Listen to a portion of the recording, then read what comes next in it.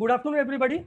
I welcome you all, and I am a Maharashtra State President, Dr. Bondwe sir, and I am a Maharashtra State Secretary, Dr. Pankaj Bhandarkar sir, to the 13th Medico-legal webinar series. I would directly hand over to Pankaj Bhandarkar sir, IMA Secretary sir, to go carry ahead. Yeah. Good afternoon, everybody. I welcome you all on behalf of IMA Maharashtra State. Honorary President Dr. Avinash Bondwe, today's eminent speakers Dr. Nikhil Datar, Dr. Ashok Shukla, Dr. Dipen Mehta, Dr. Jahangir Gai, Dr. Parvez Khan. I welcome you all on behalf of IMA Maharashtra State.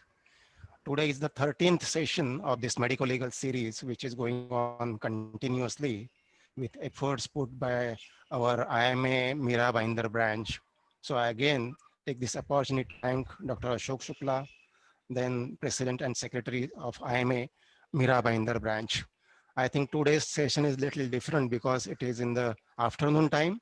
We have 5 speakers, and good thing is one of our own, Dr. Ashok Shukla, is one of the speakers today.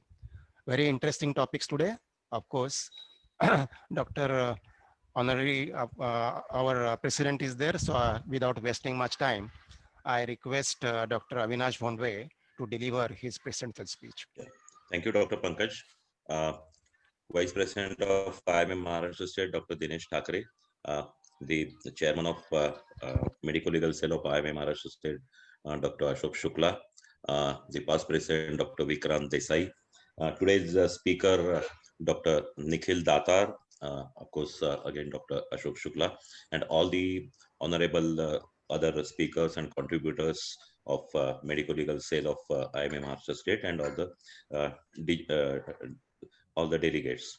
Dr. Shukla, this is really a good thing. That is the 13th session you are conducting. Today is Friday, so it is Friday the 13th.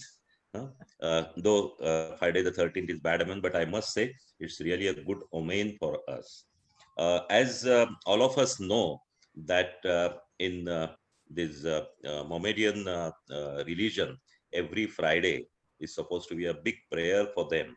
Like that, because of the constant efforts of our medical legal cell, especially Dr. Ashok Shukla, Dr. Dinesh Thakre, Dr. Rajkumar Suryavanshi, and all other team, that we have rather given it every Friday to these medical legal topics, and we have covered all the major topics, and we are going to cover all the important topics. The activity is really good, and I think that now most of the times every member of IMA Maharashtra State will wait for every Friday to attend this medical legal webinar, and it's really a good success. And I must say it is one of the very prominent thing which we have done this year.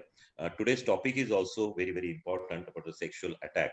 As all of us know, these are not very uncommon in practice, not only for the clinicians, gynecologists, or the government officers, but even a family practitioner like myself, Dr. Pankaj, we are also getting these type of things, and we come across. So everybody should know about the details about what doctors should know and what we are supposed to do. Like that, this the new act about the sexual assault on children is also very important. The POXO Act, all other things, and yeah, it's a rather sad thing that because of our busy schedule, especially during this COVID and even before that, we are rather unable to update the finer details, and whatever our knowledge is up to those the forensic medicine textbook in our college days. So it's better. These medical legal cell, they are doing very good. They're updating to all these near and very important aspects, and I'm sure that the aim of this medical legal cell of IMA Maharashtra State is to make aware every member about all details about the medical legal cells or medical legal subjects. So with this, I again congratulate you all the medical legal cell team, as well as all the delegates for attending all this. Thank you very much. Thank you, sir. Thank you, President, sir, for your kind words and motivating the medical legal cell. as the IMA slogan is, be informed, be empowered, and be vigilant. We are trying to do the same. We are trying to make our all members informed, aware, so that the chances of litigations goes as low as possible. And even if it happens, all our members come clear from all those allegations and spend more time in their practice instead of taking more stress about that medical legal issues which can happen. So in the continuation today, we have all interesting topics. As Dr. Nikhil sir is getting some amount of delayed of 5 to 10 minutes, I'll be starting as the first talk by me only.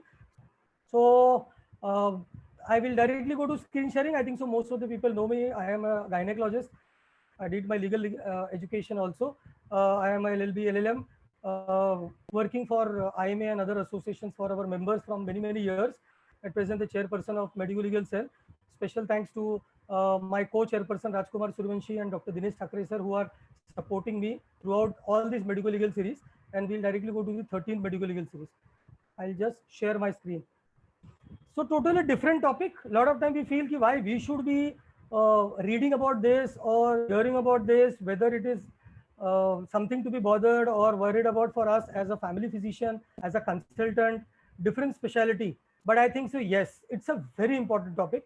And as I go through these slides, you will understand that if you don't listen to this presentation, you are going to be in immense problem. Even if one patient alleges you, you wouldn't be having much time to answer and you will be picked up, arrested. Bail, lot of time it will take because it's a very, very stringent act. So what is this? We have to know, and why this was. That was the sexual offenses and kidnapping has increased by 81%. And 94.8% of rape cases, children are being raped by someone they knew, not strangers. And hence the government felt even about their older acts were there. Now, these were the statistics that 1 out of 4 girls is sexually abused before the age of 4 years, which is very, very bad. 12 to 19 years, 35% of people are getting exposed to sexual assault. Violence against children in India is increasing, more seen in younger people, and hence the act it becomes very important. Now, why this special act the government felt? Because there were before the older acts also. The IPC Act was there, Juvenile Justice Act was there, IT Act was also created, Protection of Women from Domestic Violence Act was also there, Special State Act like Kerala Police Act was also there. But then why this act was a special need of our. Now, every 8 minutes, Child Protective Service or finds an evidence or claim there is a child sexual abuse, which is very, very bad.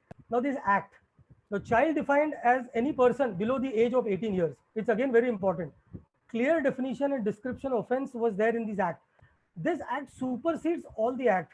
So if there is any confrontation between this act and that act, this act will supersede. So this becomes very important. Now they have classified and added something which was not there in the other act. One, they have clearly told that any person here is a child, cannot give a consensual sexual act permission. So any sexual act below 18 years of age is a rape. Clear definition and description are given, and they have classified as preventive sexual act, sexual harassment, and an important thing which has got added in this, use of child for pornographic purposes. Now, why I wanted this presentation? See, you see this. This is the 8th of August 2020, hardly 2 months back. Doctor arrested. Why? Rape charges in minor girl in clinic. Why do you feel a doctor would be calling a patient inside and doing those things? No. But then why? Maybe something miscommunication, mistouch, misinterpretation has led to this, and unnecessary the doctor undergoes a huge mental stress. Doctor arrested for allegedly misbehaving with a girl in Odisha. Why? Why this? A doctor has been arrested. Changes of minor girl in Odisha. So these things are very important. This is a recent one. Doctor arrested for molesting a girl in Maharashtra. This is a recent 21st September, hardly some time back. This is again a case where seven persons booked under POSCO for covering an alleged rape of Kerala minor by priest. This is a act. Why this case I have written? Because in this, the girl who was raped went to a gynecologist, delivered. She went fully dilated. She delivered. And this doctor didn't inform the police. The police arrested. They first arrested the doctor first, saying that why you didn't inform. So this act information becomes very important. You can see on the right side, Mumbai court acquits doctor booked under POSCO. So if you're not aware, you might be unnecessarily harassed by this act also. So you should know about this. So what this is, it's a comprehensive law to provide for the protection of the children. It covers the sexual assault, sexual harassment, and pornography also. Main interest of the child is safeguarded in all way. And again, the right of privacy and confidentiality is the supreme in this. So even if there is a sexual assault girl admitted in a hospital, even if in an interview or a writing outside, the media people also is not allowed to use the name of the victim or the survivor. Nowadays, we don't say victim, we say survivor. So whether it goes in the same court, no, it's such a special code. They have designated special code for the trial of the cases. Means the doctor also has to approach the special court if there are cases filed against them. There is a child recording of evidence, investigation, and speed trial of offences. The police are cast in the role of child protectors. Here, even the police who come to investigate, they come and sit with the child in the civil dress. It is so child friendly. The attempt to commit suicide is also an offense. It's very important, because if you're doing an examination procedure and your touch, even if you say it was not, but it was misinterpreted, they might say an attempt to commit an offense under this act also is liable for punishment. So you have not committed mandatory reporting. It is a very important slide. This act mandatorily asks every person who comes in contact about any idea or information where a girl below 18-year-old has been sexually abused, sexually active, instigated, pregnant. His duty is to inform the police. Otherwise, he would be facing. So what it is mandatory. So this is the act section of the POSCO Act. It is says that the mandatory reporting of the cases has to be done under section 19(1) to the local police or the special juvenile police unit. If the local police is not there, in every area there is a special juvenile police unit. Whether in the adult people who are above 18, it is not mandatory for all persons to report an offense of rape. However, hospitals are obliged to inform under section 357 CRPC. So how to report? So if you come across such a patient, how to report? Section 19 says that reporting of any person, including the child, who has an apprehension that an offense under this act is likely to be committed, that such an offense has to be informed. It has to be informed to the local police. You have to send in writing or an email, but you have to inform. Even if the patient doesn't want, still you have to inform. Now, a lot of time gynecology becomes very apprehensive. Does a MTP provider have a legal duty to inform the authorities if a minor girl is pregnant? Yes. See, a lot of time gynecologists receive patients who say, doctor, I am 17-year-old, I am pregnant, or I am 17-year-old, married since 6 months. I have come to here because I'm not conceiving. Now, married or unmarried, this act is gender neutral, as well as it clear-cut defines the age of sexual life, that is 18 years. So a pregnant minor girl, married or unmarried, it's considered to be a victim of sexual act. Even if she comes with the husband, she says he's my husband, but in this law, it is treated as a sexual act, and the medical provider has to inform. Why I'm saying is, a lot of time we borderline cases, we miss, we don't verify their age, we don't ask for the ID proof. If you are still not sure for their age mapping, but if you miss, you will get a huge, you'll land up in a huge problem later, because you will be the first person to be arrested, because the act directly says, because person who is not informed, he is also punishable. The police will automatically come and say that you have a patient who was below 18, married or unmarried, but sexually active, pregnant, and you have not informed the police, you will be arrested. So you have to inform the police. So the girl has not expressed the desire to take legal action, still you have to inform the police. A provider is not obliged to lodge an FIR. It's not, you are not supposed to go and investigate the case or ask the police. You are just to inform. This act only says the information has to be there. I'll give you another example. If there is a sexual act happened in a school where a girl child, because of the improper touch or maybe something else, a girl goes and complains to the teacher. The teacher complains to the principal, and the principal doesn't take it seriously or doesn't take an action. Tomorrow, if some issue happens, the girl, this issue goes to the police station, the principal also will get arrested. Why? Because the person was informed. He is the head of the institution.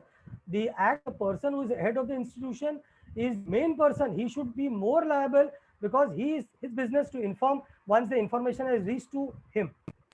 If the girl is uncertain about the age, as I told, you have to confirm the age. You can check, verify the by the age proof. If the birth certificate is available, the best. If you feel you can't verify because they don't have any document and you have a very high, clinically or looking wise, she looks younger, you can refer to a bigger center, or you can ask for an age mapping.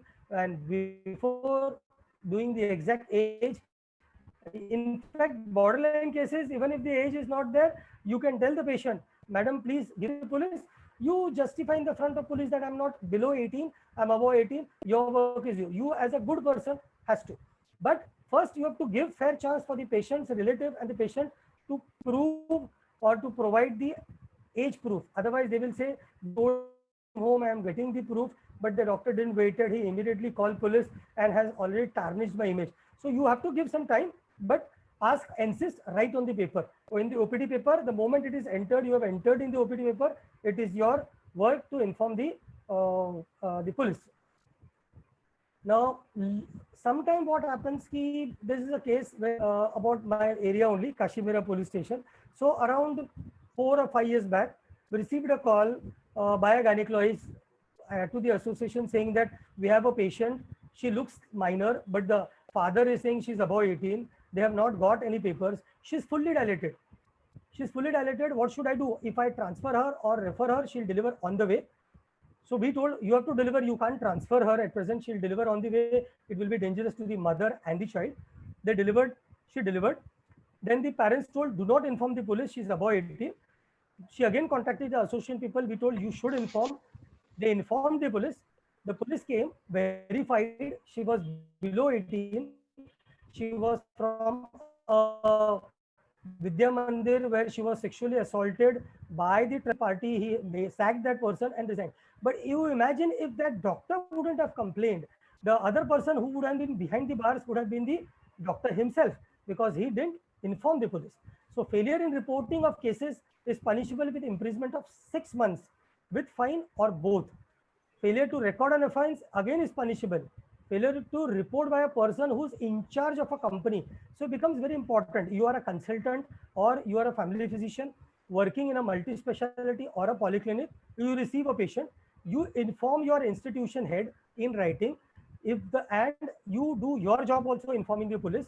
If the institution's head doesn't inform themselves, also becomes a problem, because then he is also liable to be under punishment under section 21(2). So does a medical provider have to wait for medico-legal procedure? This again becomes very important, because a lot of time people says doctor patient hai, but whether I should give treatment or I should wait. The law clearly says you can go ahead with the treatment. Rule number 5(3) of the POSCO rule say that no medical patient, hospital or other medical facility center rendering emergency medical care to a child shall demand any legal or magisterial requirement or documentation. See, we are talking, there are two phases. One, if she's come with a history of sexual assault, my senior colleague, Dr. Nikhil Datar, is already going to cover, so I'm not going to add this. But if she comes that I am pregnant 6 months, 3 months, that means she had a sexual act around 3 months back. So I'm talking about the abortion, because a lot of time what happens, gynecologist or maybe a family physician who comes first in the touch doesn't understand the gravity of this situation. Sonography is done. She's around 8 weeks, but she's below 18. So she's taking rounds. The police officer, the centers to other centers, suddenly she becomes 12 weeks plus.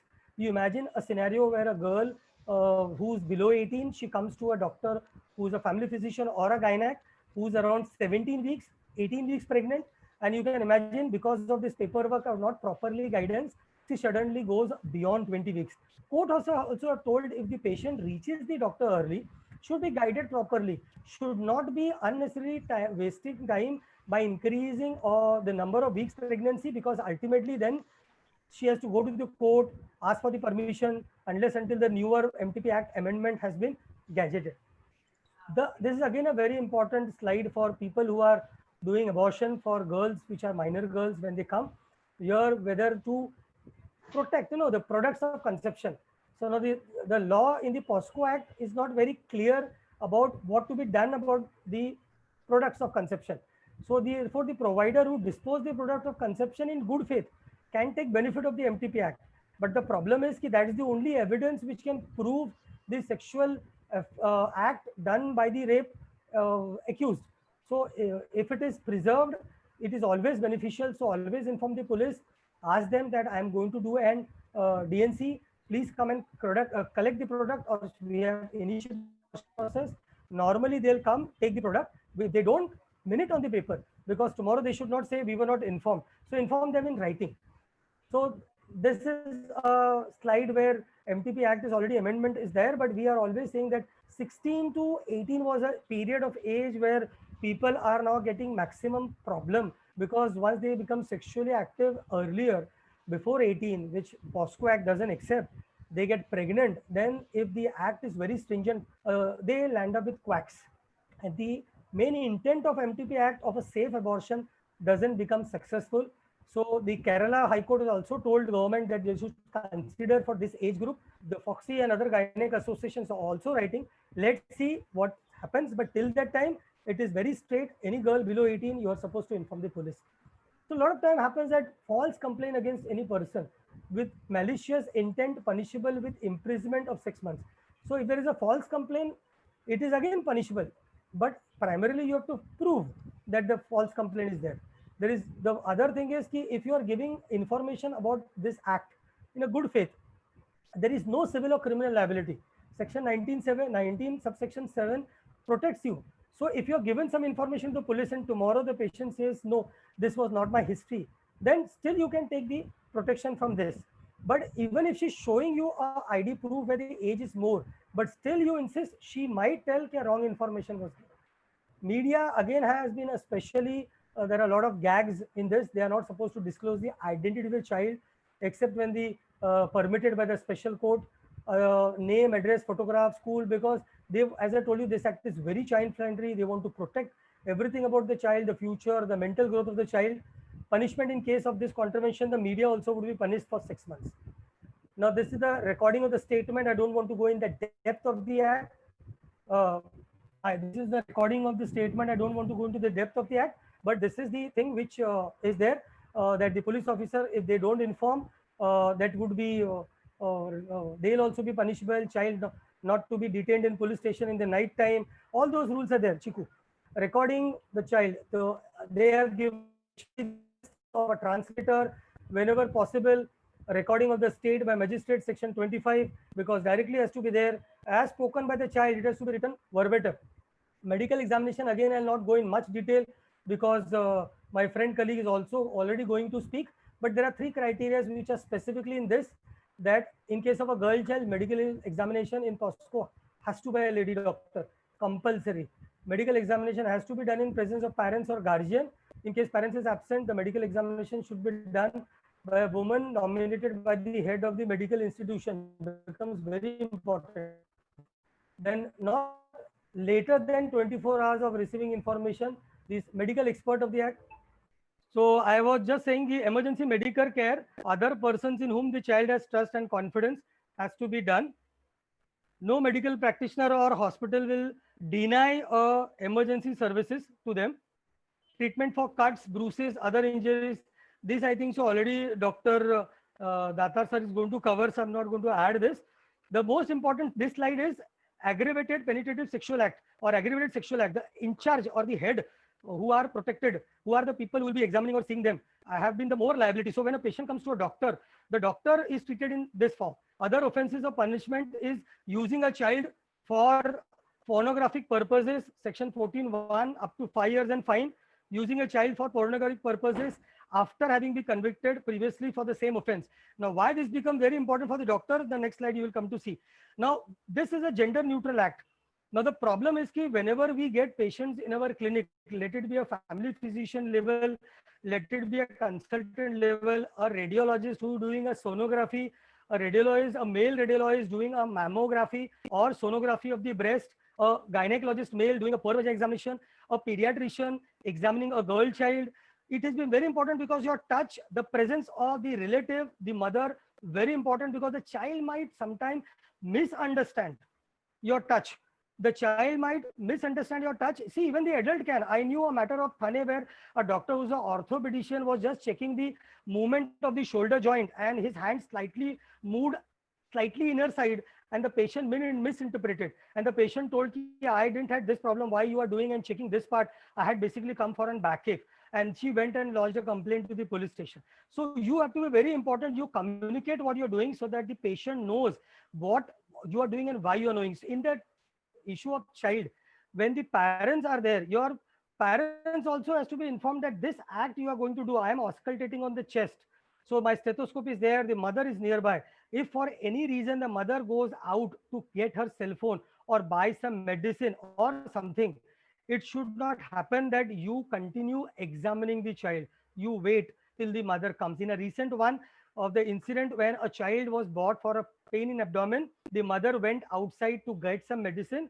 When the moment the mother came, the child told the mother that the doctor touched me here and there. The child may be telling what the way child interpreted, and the mother went to the police station and lodged a complaint. You understood? So it is very important that you have to know that the relatives presence, mainly the parents presence, very important.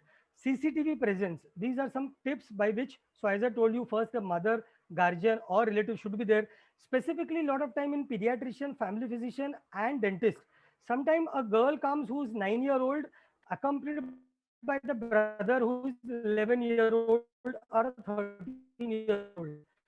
See, both are minors.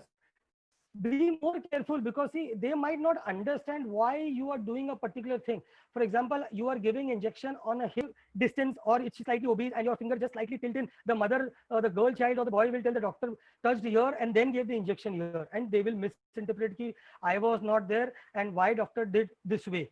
CCTV is good, but you can't keep the CCTV everywhere. In the examination room specifically you can't keep, but in the passage and the outer part you can keep, because there are different issues where in NICU or pediatric ICU, where a girl child is admitted, a boy, a ward boy or RMO goes and visits at an odd time, examines, again becomes a problem. So even when you are taking around, see that a female staff or nurse is there. If you are going and taking rounds also, it is to be there, because you might be touching the patient, which patient might misinterpret. So always there. So this becomes very important. As I have showed this, any of order other offense and punishment, storing for commercial purpose any pornographic material in any form involved in child, section 15 up to 3 years or fine or both. So why this important? See, pornography is it's in different form. You can have a child's picture clicked, and for some education purpose you want to transfer to some other patients or relatives or mobile, or you want to, for any reason. But if it's very close to a genital organ or a place, which again can create a problem. So clicking pictures also, you should always take a written consent, otherwise should not click. Because, and if you are clicking, see that the vital organs are covered. It should be strictly for discussion or an education purpose or second opinion purpose. Otherwise this again would be misinterpreted by the police people who confiscate your cell phone for some other reason, and they suddenly find these pictures and they will say you are clicking pictures of child patients also. This is crime again in POSCO, and they will arrest you. Then attempting to commit an offense is again becomes very important. You have not done an offense, but the person has complained that I felt the touch was inappropriate and the doctor was trying to commit an offense. Again, there is a punishment half of whatever the term imprisonment it would have told. So it becomes very important that you understand this act, and can so this is the part where we always say ki be safe, because today or tomorrow one of the patient if alleges on you, you might land up with immense problem. Because of not only this, the media creates so much hype. Even if you get acquitted after a few days, your name and fame can get unnecessarily tarnished. Mentally you would be harassed. So try to use as much of precautions. I'm not saying you take 100% precautions, that means it doesn't happen, but take 100% precautions so that the chances of having such issues be very lowest. Whenever you see such below 18 girls patient or borderline, insist for the age proof and verify, and inform the police if you feel it is falling under the POSCO Act. Thank you for patience hearing. So we will go directly to the second talk from Dr. Nikhil Datar. Uh, so I welcome Dr. Nikhil Datar, a very good old friend, gynecologist, senior consultant and medical director of Cloud9. He is a legally qualified doctor. He is a MD, DNB, FCPS, LLB, DGO, and founder, president of a very nice NGO called Patient Safety Alliance. I have heard it's a very good initiative where he literally educates the patient and make them aware that medical science is not 100% accurate science. There are issues which can happen so that the allegation chances can go down. It is a very good work which sir is doing. He's a consultant director and Life Wave Hospital and Yashoda Maternity. He is visiting professor at Maharashtra National Law University. Well-known health rights. I think so he's already known for his work for what he has done for getting the MTP amendment. Hats off for his judicial activism, and he persisted for many years till the government was forced because of the Supreme Court strictures against the government that why you are not amending, and ultimately the government was forced to amend, and we are just waiting for it to get it notified so that we can give the benefit to our patients. Received n number of awards, the Commonwealth Professional Fellowship, Austrian American Foundation Fellowship for Health Rights, Mehman e Watan from Sindh government, from Pakistan, Dr. BN Purandare gold medalist, and Dr. Dastur gold medalist. So over to Dr. Nikhil Datar, who is going to speak on a very important topic on about examination of sexual assault patients, because everybody in their practice, let it be in private practice, a lot of time people feel ki me private practice la to mala kai.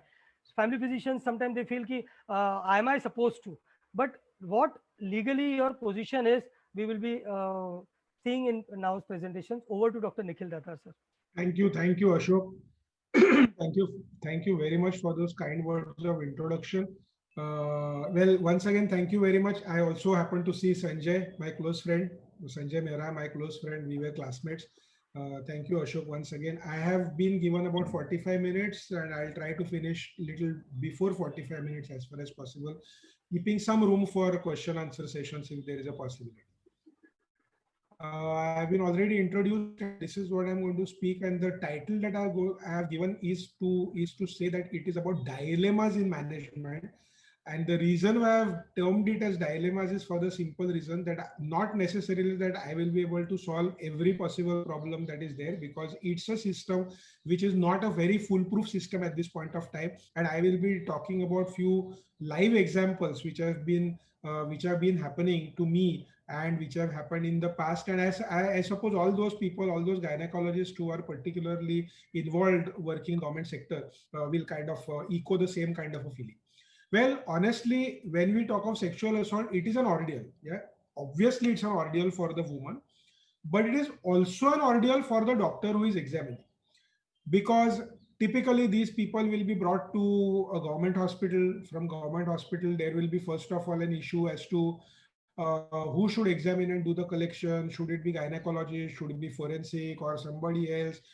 Generally, people will try and keep on shunting between the patient between one department to the other department. They, particularly if at all situations come up that a private practitioner is being called in for the purpose of examination. Patients many times may say that just give me a treatment and I don't want to file an FIR. Then police will continue to say that you need to file an FIR. So basically, it's a major trouble actually. And a doctor typically at 2 o'clock in the night who is overburdened with his obstetric commitments in a government hospital or in a private hospital finds himself in a, or herself in a lonely, shaky, unsure kind of a scenario and situation because of lack of clarity in terms of what exactly is expected to be done, how much is okay to do, how much not to do is okay under the law. And that's where typically a doctor is found to be in that kind of a scenario. And the reason to kind of have this knowledge-based uncertainty is further fueled and complicated because of number of reasons. First and foremost, we all have done subject of rape as 4-mark short note in our forensic medicine way back in second MBBS. After that, probably we have no idea about what does it happen and how does it happen. We all know that our age-old forensic textbooks do have a lot of patriarchal influences, and there's something very interesting I want to say over here, that you will be amazed to know that the forensic textbooks have not really been amended for so many years over a period of time. Something which you read maybe 25 years old stories, 25 years old back, is still in existence today, where the world has moved ahead, where the understanding has moved ahead significantly. On the top of it, since the time we read it, there have been so many things. After Nirbhaya case, there was a Justice Verma committee report, POXO Act came into picture, Indian Penal Code got amended, the Criminal Act got amended in 2003. There have been number of protocols from the government of India, sometimes the state government, and the practices of the hospital, practices by the police, practices in the law, in the court. So it all becomes very, very confusing, very, very taxing, making it extremely uncertain, because this particular issue is not only going to have a medical ramification, but it's going to have a ramification which goes into police, goes into judiciary, goes into forensic examination. And I have seen that it is a faulty system that actually fails a good doctor or a good person who actually want to help in a given scenario, both the woman who has been a victim of the sexual assault, as well as the judiciary, in terms of getting the best out of it and honestly help the scenario so that the perpetrator is genuinely put behind bars and arrested. But it is a complex system which fails a good person who has got good intentions but is not able to achieve or is not able to deliver what is supposed to be done. So I faced this kind of a scenario when I was a unit head at Cooper Hospital. I worked there for a long period of time, close to about 10 years. And in order to help this kind of a situation and scenario, what we did was that we created a small project called Safe Kit. We created a gender sensitive protocol based examination and evidence collection protocol, as well as a small kit. And most of you all must be aware that we put up this particular thing across all three hospitals of government, municipal hospital, Cooper, Rajawadi, Bandra Baba started using this. This particular project worked, and this particular program worked as a guide for the doctors. It systematically exposed the gaps in the current system, and overall accurate collection of data improved the conviction rate. This was later on noticed by Justice Verma committee, and I was interviewed in Satyameva Jayate by Amir Khan. I must say over here that probably Amir Khan is known for criticizing most of the doctors. Probably this was only one single work done by a doctor which was appreciated by Amir Khan in his show. Otherwise, most of it was criticism. And this typically happened after a significant amount of work that we did, which went up to the national forum, national government. I was put into the national think tank, and we came up with some kind of guidelines at the national level. So this is where the current scenario and the situation is, that at this point of time, we have POXO Act. Ashok has dealt with it significantly, but we also need to understand that there are a lot of changes that have happened over a period of time. The rape definition that we spoke of, that we read few years back, probably has got changed. And that's why I need, first of all, to make you understand what is the law that is there, because if you know what is the law, then automatically things will become relatively much more easier for all of us to understand what we are doing, why we are doing, and how we need to do it in a proper manner. The old definition of rape is now changed. The current definition of rape, primarily, I have simplified it. I have not exactly quoted it from the Indian Penal Code. I have made it very simplified for common people. Currently, the way the rape is defined is, number one, a man is said to commit rape on a woman.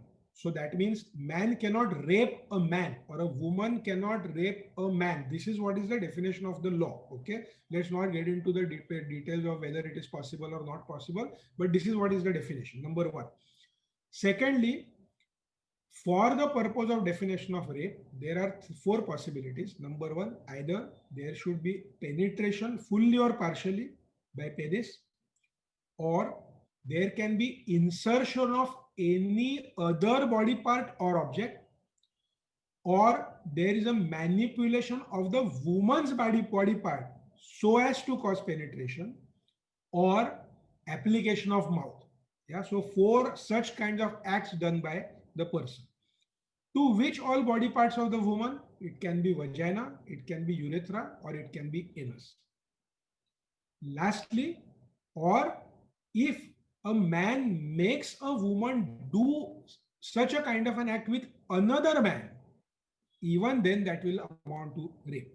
And obviously, all these things when the woman is not consenting. And what do you mean by woman not consenting? So basically, if it is against her will, basically it is without her consent, even if it is with the consent, but with the consent is obtained by putting her or any other person in which she is interested in fear of death or hurt, or when her consent has been taken, but consent has been taken in a fraudulent way. That means that the person, the man who is taking the consent, actually knows that he is not the husband, but the woman is under the genuine belief that she is having a sexual intercourse with a man who is lawfully wedded to her. If she is of unsound mind, or if she has been intoxicated by alcohol or use of any other drugs. The next important thing, with or without consent when she's under the age of 18. That's very important thing that we all must realize. Ashok has probably given a little bit of understanding of it. And lastly, when she's not able to communicate her consent, which means there is not able to communicate her consent. Now, this is something again which is very important, because just a mere absence of physical resistance does not automatically mean that she has consented. So it means that it is expected by the law that the consent, okay, is a consent which is affirmative action of some sort, whether it is physical, whether it is behavioral, whether it is oral, whatever that is, but there has to be affirmative consent. Just mere absence of resistance doesn't mean that she has consented. And this is what is the definition of the rape. So once we are clear about what does it really mean to us, automatically the next things that will fall in the place in terms of examination, evidence collection, so far and so forth. There are only two exceptions to this. One is medical procedure or intervention, which obviously will not amount to rape. And second is that if the man is lawfully wed to a woman, but that woman is above the age of 15 years, then it will be considered that this particular sexual intercourse is not rape. So it also means that a lawfully wed man having a sexual intercourse with a woman who is below the age of 15 will still amount to rape.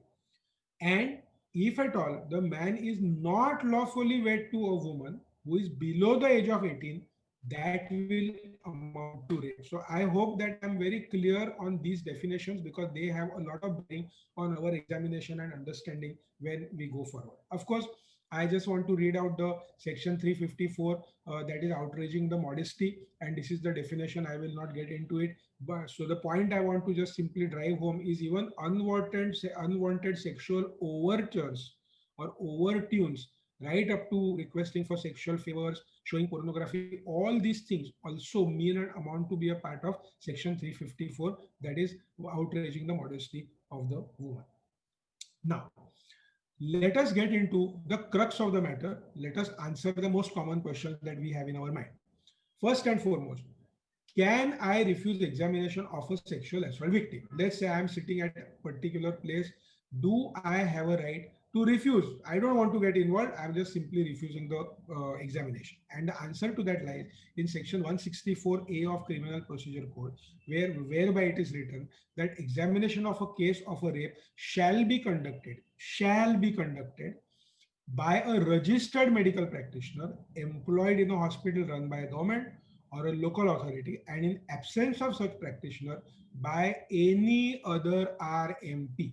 So it means that you do not have the right to refuse examination of a woman of a sexual assault who is presenting herself in front of you, or who has been brought to you by police, or in any other manner that woman has come to you. You cannot refuse this.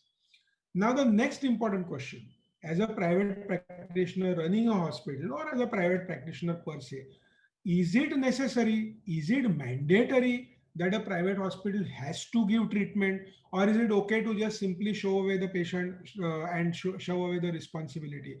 And that's why there is an amendment to the criminal procedure code, more particularly section 357. Now it's C, which is added, and which reads as: all hospitals run by public or private, whether run by central government, state government, local bodies, or any other person, shall immediately provide the first aid or medical treatment free of cost to any of the victims covered under the clause which are given below, which are basically about sexual assault and stuff like that, and immediately inform the police of such kind of an incident. And if at all suppose you do not fulfill this obligation, then you yourself can be put behind bars for a year, and certain kind of a fine can be levied against you. So it means it is very crystal clear that just because of the fact that you are a private practitioner, or if you are a private hospital, it does not allow you to simply shove away these kinds of patients. It is mandated.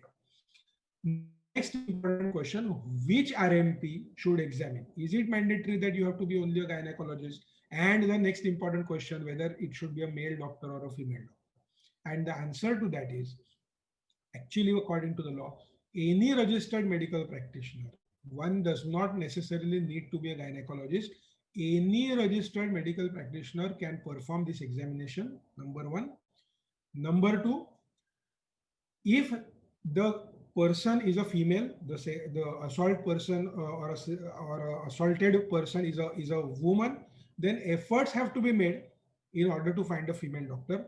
But one cannot continue to have those efforts made which give rise to a delay or denial of such kind of an examination. So, in short, if I am a doctor, a male doctor on duty, and there is a female doctor, but that female doctor is at home, and if I say that, well, she has to come from home and do the examination, and the woman says that, okay, I'm going to take 1 hour to come, it can amount to be a delay in examination. And in such situations, it is mandated that I have to carry out the examination. So no excuse can be given by me as a male doctor that I cannot do the examination. And of course, when there is a male doctor who is examining, there has to be mandatorily a presence of the female attendant.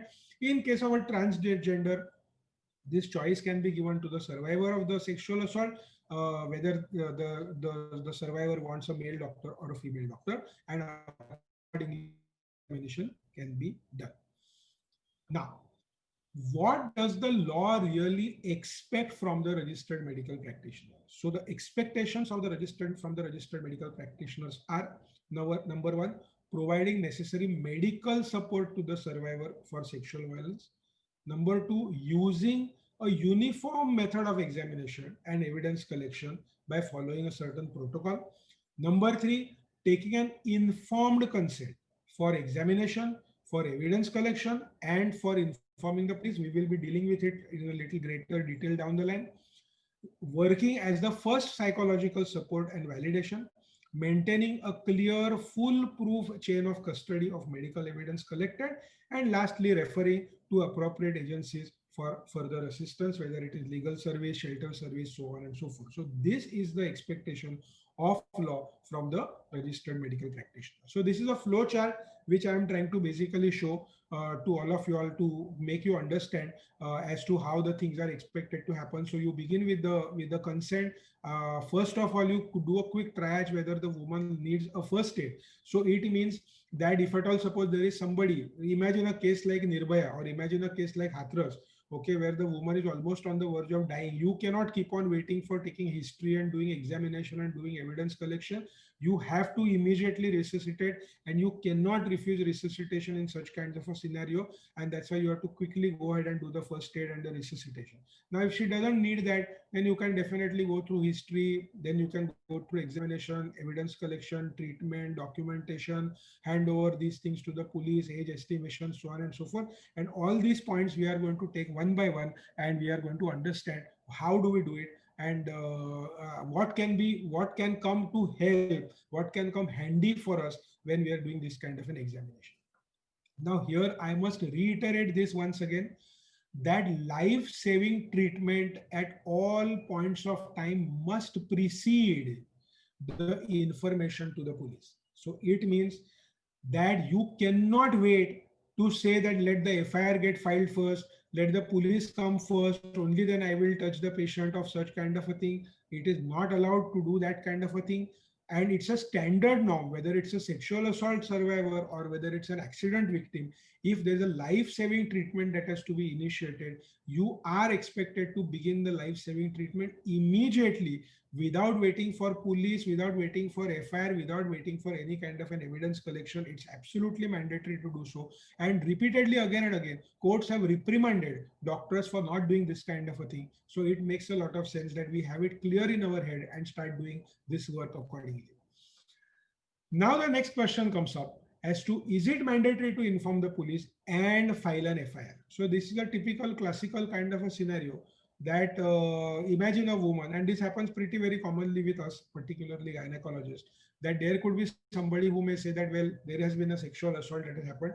Just give me the treatment for this. I'm not interested in filing any kind of an FIR and all that kind of a thing, and just give me a treatment. So the person just simply wants a treatment.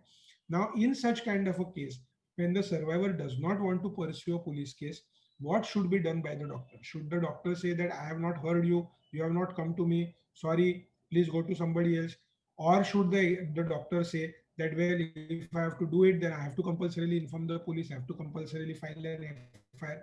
So that's why this distinction is absolutely vital and important, that it is absolutely important for the doctor to inform the police, irrespective of whatever it is there. Whether to file an FIR or no is a discretion between the victim and the police.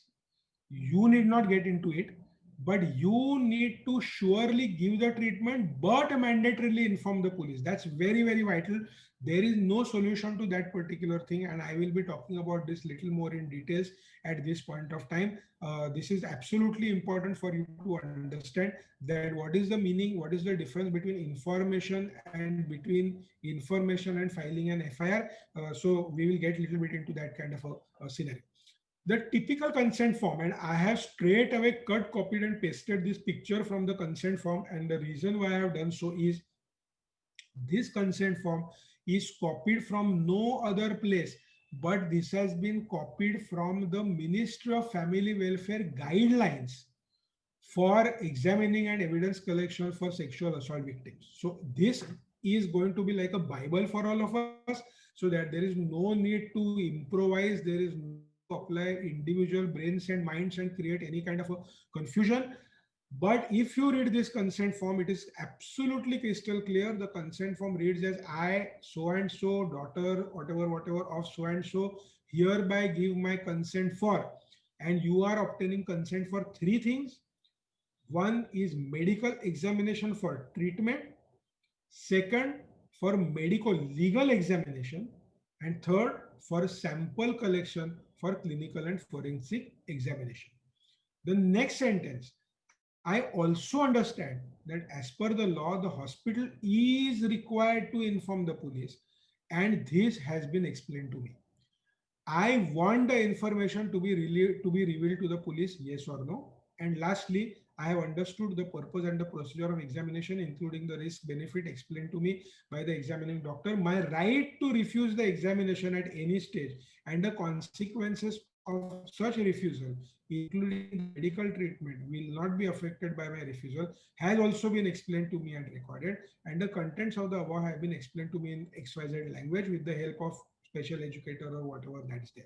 So it is crystal clear that that the woman can give consent for all the three ABC. She can give consent only for A, only for B, only for C, or A and B, or B and C, or A and C, or whatever that combination turns out to be. So there are three distinct different parts of this consent, and it is mandatory that you obtain this consent on these three grounds, and accordingly start processing the information that you have got with you. Now, let's go ahead with the examination. So basically, what are you going to do? First and foremost, you are going to take the preliminary data, which is age, name, the residential address, her identity marks on her body. You might want to record her Aadhaar card number or something of that sort if she has got any of those things. Second is going to be statement. And as everybody knows, that statement has to be verbatim. Whatever she says is what is to be recorded. You cannot prod anything. She has to give the statement. You have to record the statement. 3, you are going to check for her clothes, and you are going to check for the hair, etc., in terms of collection of sample. Primarily, you are going to look at following things. First, you are going to watch and be watchful for marks of violence on the body. Okay, so typically they will be body parts, bruises, nail debris, hair sample, etc. basically it indicates that she kind of tried to physically resist. And again, I want to say this once again, that just mere absence of physical resistance doesn't mean that she has consented for that act, but there will be usually some kind of a physical resistance unless she is intoxicated, or unless she's been put in fear of losing someone's life who she's interested in. Otherwise, she will usually have some kind of resistance that she will be offering in such kind of a scenario. Signs of penetration: penetration of penis or any other object or any other body part, presence or absence of spermatozoa, and lastly it is going to be the blood collection and the urine collection. So this is the main scheme of the whole examination that is going to be there. And again, I'm showing you some snapshots, some photographs that I have directly copied from the Proforma.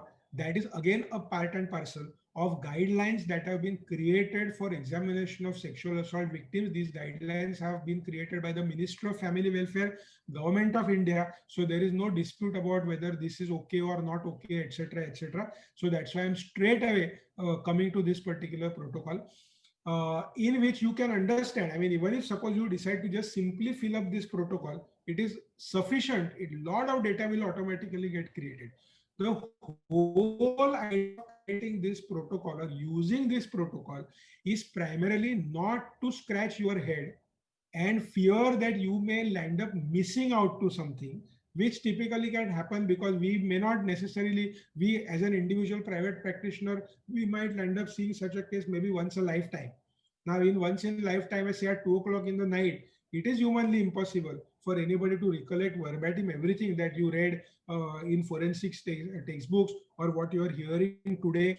It's just not possible. So that's why instead of applying your mind, if you simply follow this protocol, then it becomes quite easy for everybody to kind of take sufficient amount of data. So right from date of incidence to time of incidence to location, the duration, number of assailants, sex of the assailant, names of the assailant, description of the incident in the words of the narrator. So you can just understand even these little things like, physical violence took place, what kind of physical violence. So there are so many such kinds of things which are written. So it becomes very easy not to miss out on any of the important ingredients of history taking that we are required to do. Similarly, look at this. It's captured in such a good way. It's very unlikely, that anybody will miss out onto any data collection points over here. Look at this flowchart, for example. Look at this table, for example.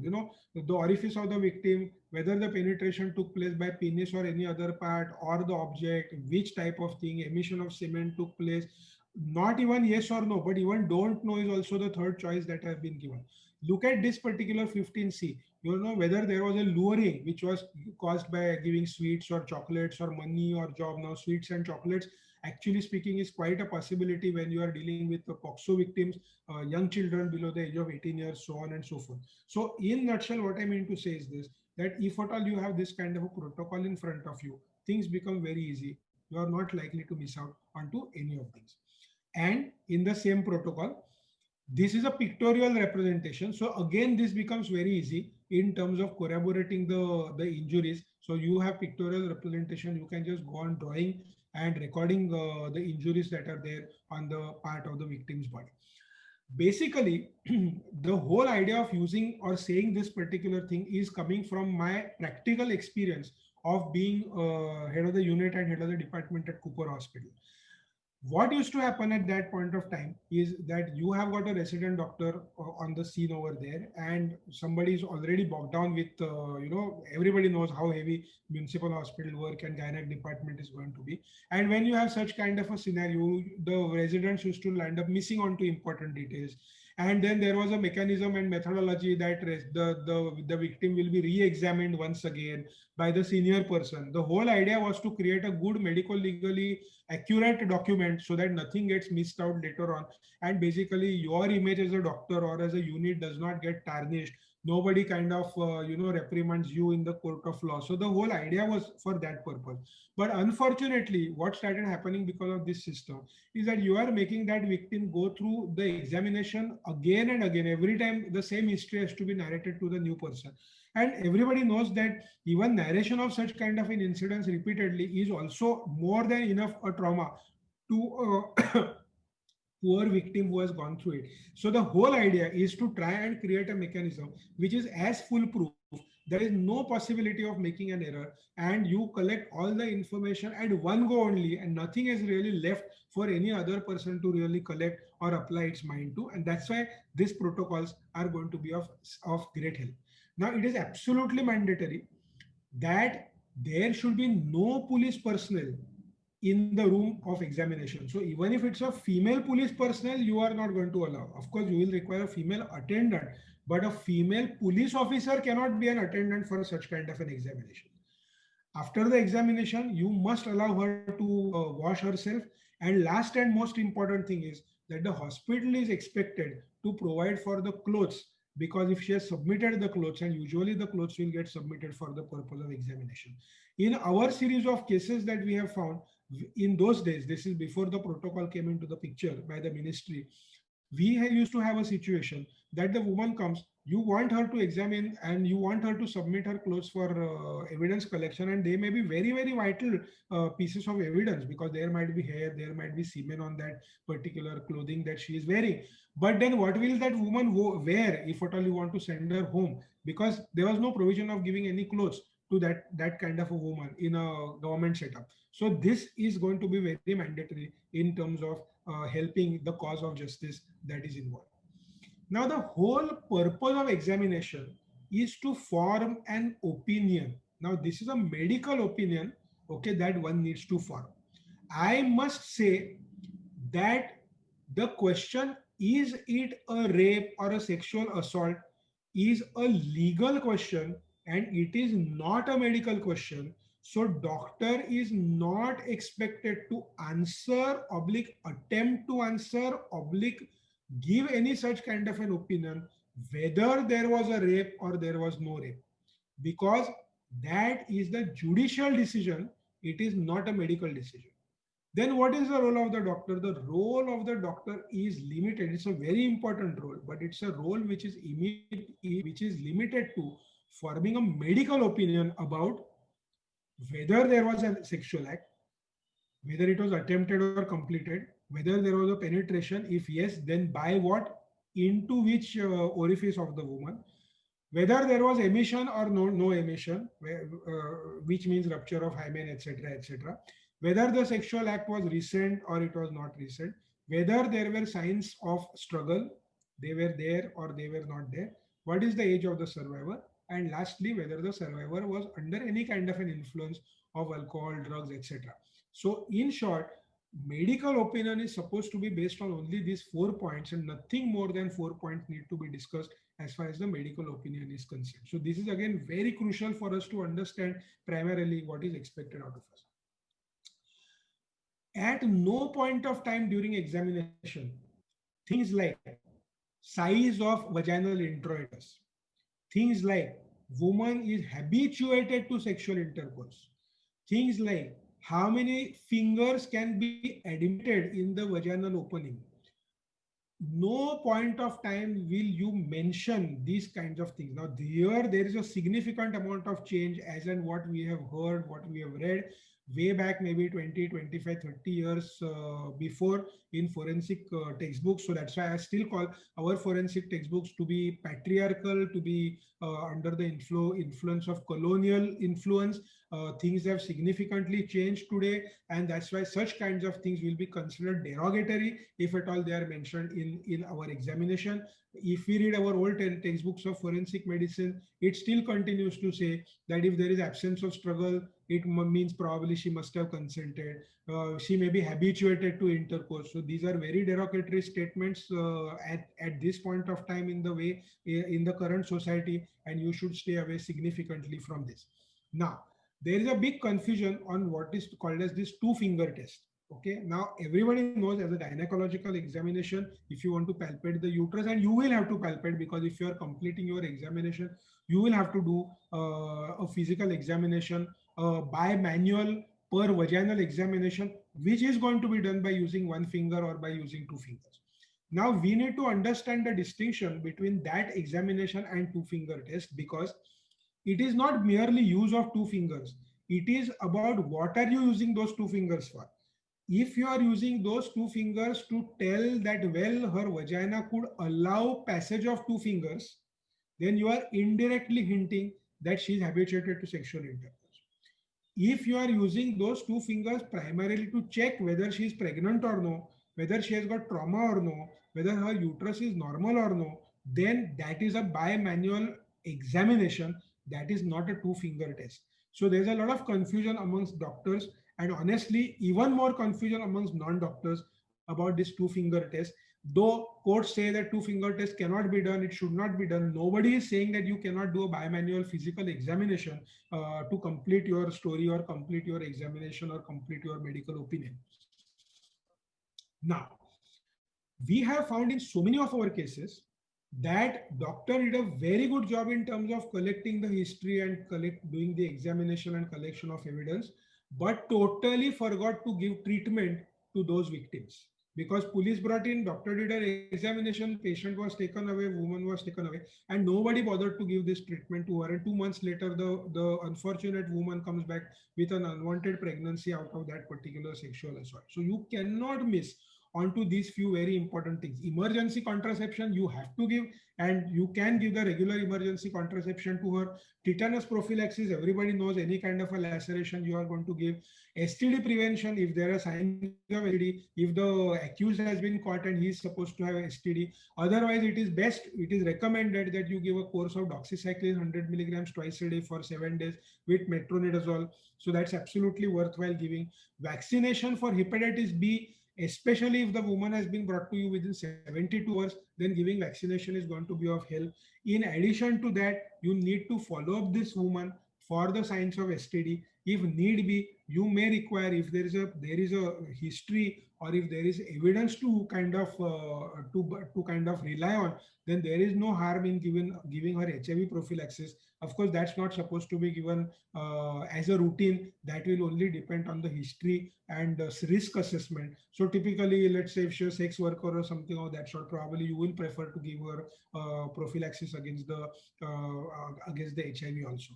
Wound care and the trauma care, one does not need to say anything, and you cannot miss on to the psychological support. So you have to follow and you have to refer her for psychological care as the case may be. Now, the next important question is admission mandatory?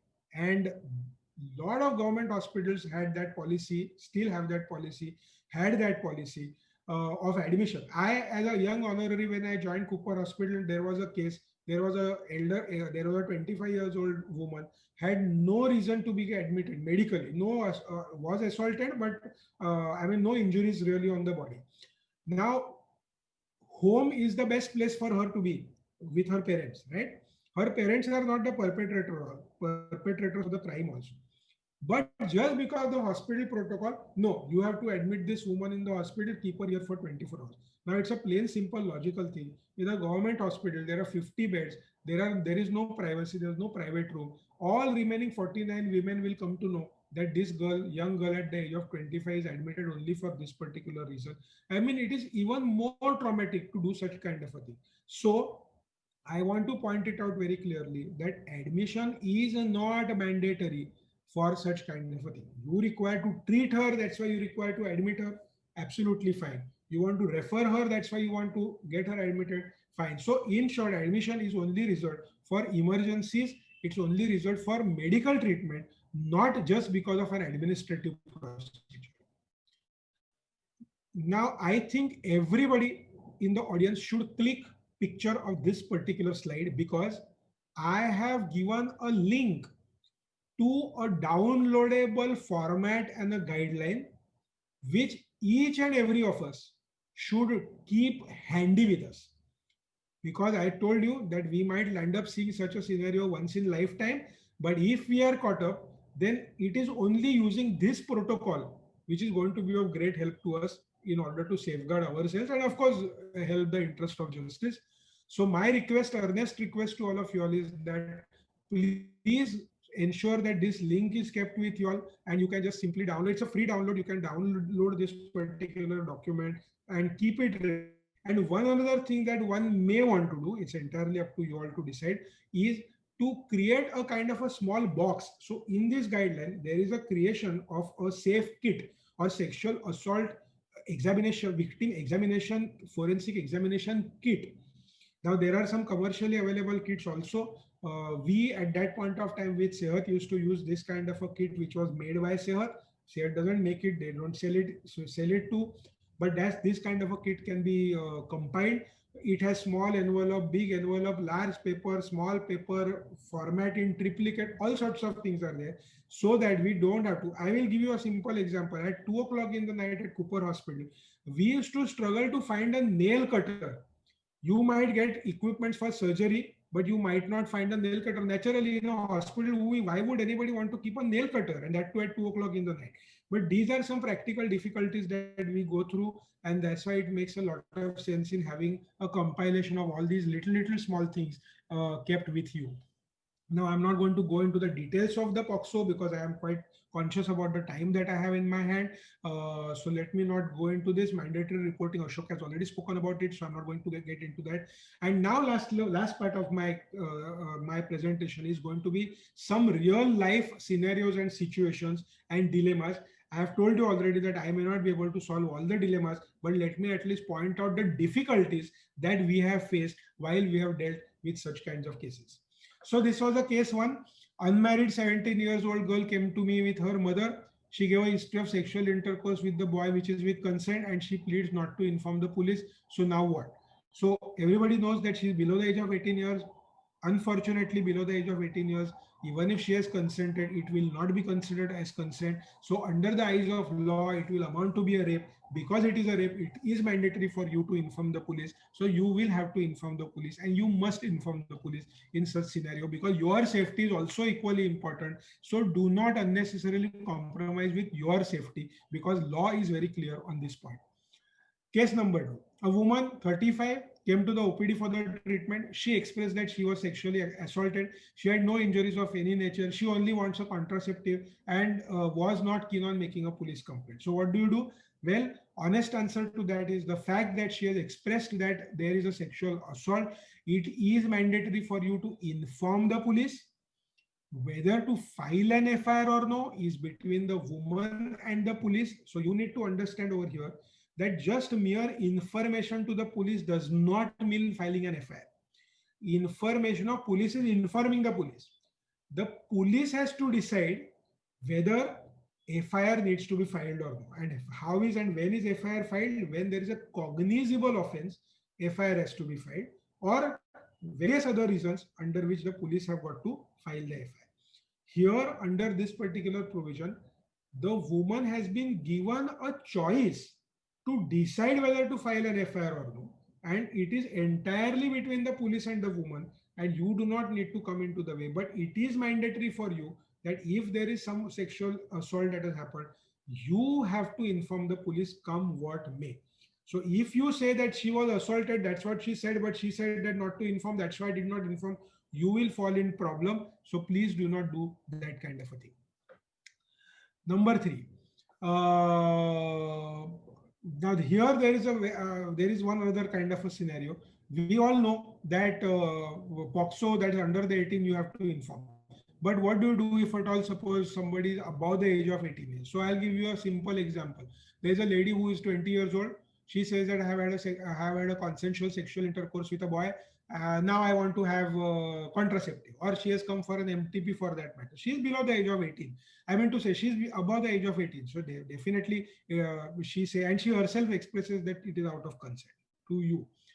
I would recommend that in such a kind of a scenario, I would recommend from your safety perspective. This is not what I'm saying from the law perspective.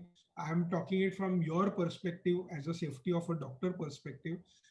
It is a good idea to take an undertaking in writing from such a woman saying that I am 20, I am unmarried, I have had a sexual intercourse which was willful and consensual with XYZ person. I have come to this doctor for asking for XYZ help. Take that undertaking with the signature, keep it with you, and then give the treatment. Then in that case, you do not need to inform the police. Now, why am I saying this to take such kind of a undertaking is for the simple reason that tomorrow, if there's a dispute between the boy and the girl for some kind of a reason, you do not want to come into the crossfire between the boy and the girl. And unfortunately and fortunately, whichever way you want to take it as, police always want to capture and target the weakest of the victim in the whole chain. And we don't want our doctor colleagues and friends to be the weakest in the chain. So you ensure that you are safe while you are helping people to do this kind of a thing. Okay, this is exactly what I've said, that take an undertaking and do it. So that's the case 3. Now number 4, this was a practical scenario. Police one day brought an unconscious woman to the casualty. She had some kind of a visible external injuries, but no injuries on the private part.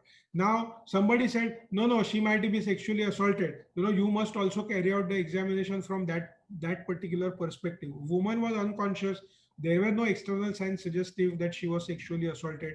And it was a dilemma as to what do we do? Should we still carry out the examination? Should we not carry out the examination? And this is really a thing which is not really solved by any law or by any guidelines so far. Another kind of a scenario, case was delayed because of age estimation, because she was around 12 years and there was a lot of to and fro between various departments, and it just kind of kept on getting delayed. Again, not necessarily that I have got a solution over here, but these are practical difficulties that we have. Now, this was another very big practical problem that we faced. Here, there was a problem that she gave a sexual assault history. We collected the sample. Between the police and the FIR, they finally decided that they do not want to file any kind of a case or something of that sort. And the samples are lying with the hospital. Now, police is saying that we don't want those samples to be taken because patient has not filed FIR. Now, where to keep the samples? In whose custody the samples to be kept? Can they be destroyed? Because the law says that woman can change her mind and come later on and decide to file an FIR. And in that scenario, after 6 months, if you have destroyed the sample, then who is going to take the responsibility? So again, that's a black hole. Nobody really has a solution to the problem. Two-finger test, elasticity of vagina, I've already discussed about it, so I'm not going to go through it again. It's a very common practice that police come, particularly when you are doing an MTP, they come for a DNA sample. Now, I must tell you that while you are collecting the MTP products, it is a vital piece of evidence. It should be sent for DNA analysis, but inform the police beforehand, because they have their typical papers to be collected the sample on and stuff like that. So it's not like that you just simply collect the sample and then call the police, you come and you take the sample, because what might happen is that the police may record that they gave me a sample. I do not know where that sample came from. And again, that can boomerang back badly onto the doctor. So involve the police beforehand while you are doing this. Now, probably the last important point that I want to tackle over here is what happens if at all there is a survivor who comes to you after 72 hours of sexual assault. Now, everybody knows that spermatozoa can best be detected only up to 72 hours. Once they have gone beyond 72 hours, you cannot detect spermatozoa. So in that scenario, what kind of an examination needs to be carried? You can imagine if it's a very small child, for example, okay, you don't simply want to still do a vaginal examination for a 7-year-old child or something of that sort, because it's going to be painful for that small child. So you will only want to do it if it is absolutely mandatory and necessary. So primarily, the law is very clear on this. The guidelines are very clear on this. If somebody is coming after 96 hours, then there is absolutely no point in collecting such kinds of samples by using a swab stick or something, because you will not get any kind of an evidence there. You can examine the patient, you will be able to see the bruises, the old bruises, etc., but there is no point in collecting any sample. After 72 hours, but before 96 hours, there is no point in sending the examination for spermatozoa, but presence of spermatic fluid can still be found, but the chance is very low after 72 hours. Yeah. But the rest of the examination, the history, the rest of the examination, the struggle, the signs of the struggle, the other injuries on the body, they will be little old injuries then, but that nobody is stopping you from examining. So you still need to carry out examination, but you need not necessarily carry out these examinations in terms of taking swabs, etc., etc. Now, these have been some kind of scenarios that although we are trying to educate our doctors in terms of examination, we have had such kind of questions that we have stayed away from talking about all these things. And police have asked in writing to us, saying that was she capable of having an intercourse, was she habituated to have an intercourse. So basically, what I mean to say is this, that in spite of you educating the doctors or people educating the doctors, a corresponding education in police also is required. Corresponding education to lawyers is also required, because unless and until that is done, we will not be able to change the scenario to a great extent. Okay. I think I'm nearly at the end of my presentation. I don't want to take more time. In short, we all know that mandatory reporting is absolutely required. There is no other alternative. The problems are multifold. They are beyond control of one single person. It is from doctor to law to judiciary to police, so many places which are there where the problems can occur. We need to kind of balance at all points of time between the clinical role and the administrative role. We need to also safeguard ourselves in terms of the harassment that could potentially occur while we do this particular job. And at the end of it, I would like to say that it's a comprehensiveness of the healthcare, okay, which is absolutely mandatory to give the dignity and the efficiency to this whole system, to give justice to the woman ultimately. We cannot achieve this by multiplicity of protocols and lack of clarity and etc etc. So we need to create, and we all need to go according to the well-oiled mechanism and machinery, because ultimately what matters to we all of us as doctors is to have a woman who has safety, justice, and dignity for herself. And that's what we all always have been standing for. I mean, medical fraternity has always been standing for these moral values and ethical values at all points of times. So thank you, ladies and gentlemen, for your patient hearing. I will stop sharing my screen now, and if there is any time for question answer, I'll be happy to take questions. Thank you, Nikhil, for an excellent in detail depth presentation. I hope most of the queries would be solved. I think so. There will be questions in the question and session where Q&A box where you can answer, because what we'll do is we'll go ahead with the next presentation. People who have, because we are in the separate room, they are in the other room where we will not be able to unmute everybody. So what I have already told, people who have any questions, they can write in the Q&A box or in the chat box, and the speakers will answer. Thanks, Nikhil, for an excellent. It was fantastic. I think so. You gave justice to your talk with all in-depth scenarios also, and the scenarios were fantastic. And that tells you there is still huge scope for judicial activism still there. A lot of things have to be done for the betterment of our patient and for the betterment of our fraternity, because ultimately doctors are trying their best to help the patient, but sometime at the wrong time, at the wrong place, they unnecessarily get caught where their intention is good, but then the problem is the media and everybody goes so much against the doctor.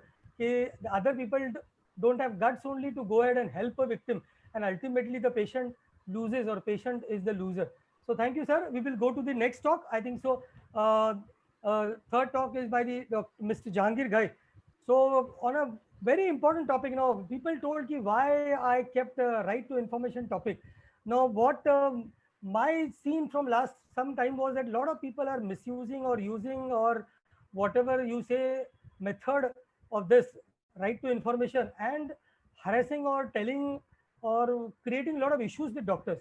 They are sending RTIs to doctors where asking questions like whether this patient underwent MTP at your place. This is my wife who has underwent. I want the details.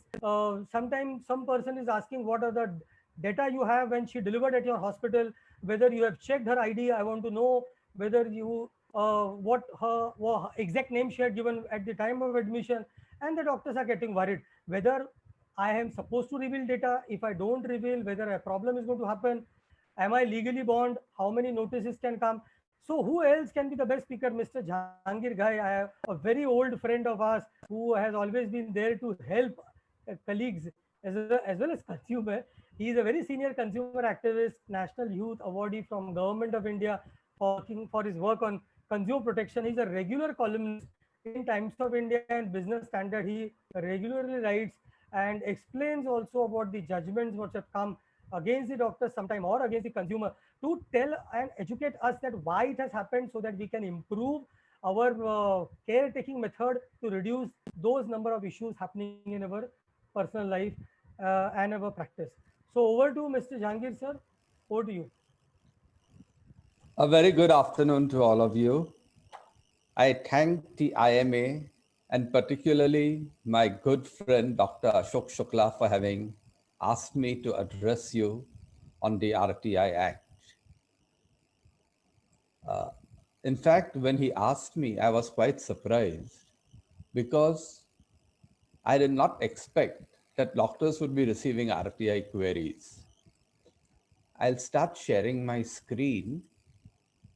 Okay, now can you see the screen? Yes, sir. Okay. Yes sir. So when I got this query, this invitation to give a talk, I was quite surprised how doctors would come under the purview of TRTI. And it seems that it is lack of knowledge of the legal provisions which is causing problems for doctors. Now, if we see the provisions of the Act, I'll quickly take you through certain important provisions of the Act. What are the objects of the Right to Information Act? It says it is an act for setting up a practical regime for a right of information to citizens to access of information under the control of public authorities. I think so there is some technical issue. We are not able to hear sir. So Dipen, what we can do is ki you can we can go ahead with the till the technical issue gets resolved. We can go ahead with the talk on the teleconsulting concerned, a very short 5 to 6 minutes talk. Till the time his issues get settled, I'll speak to Jahangir sir that time.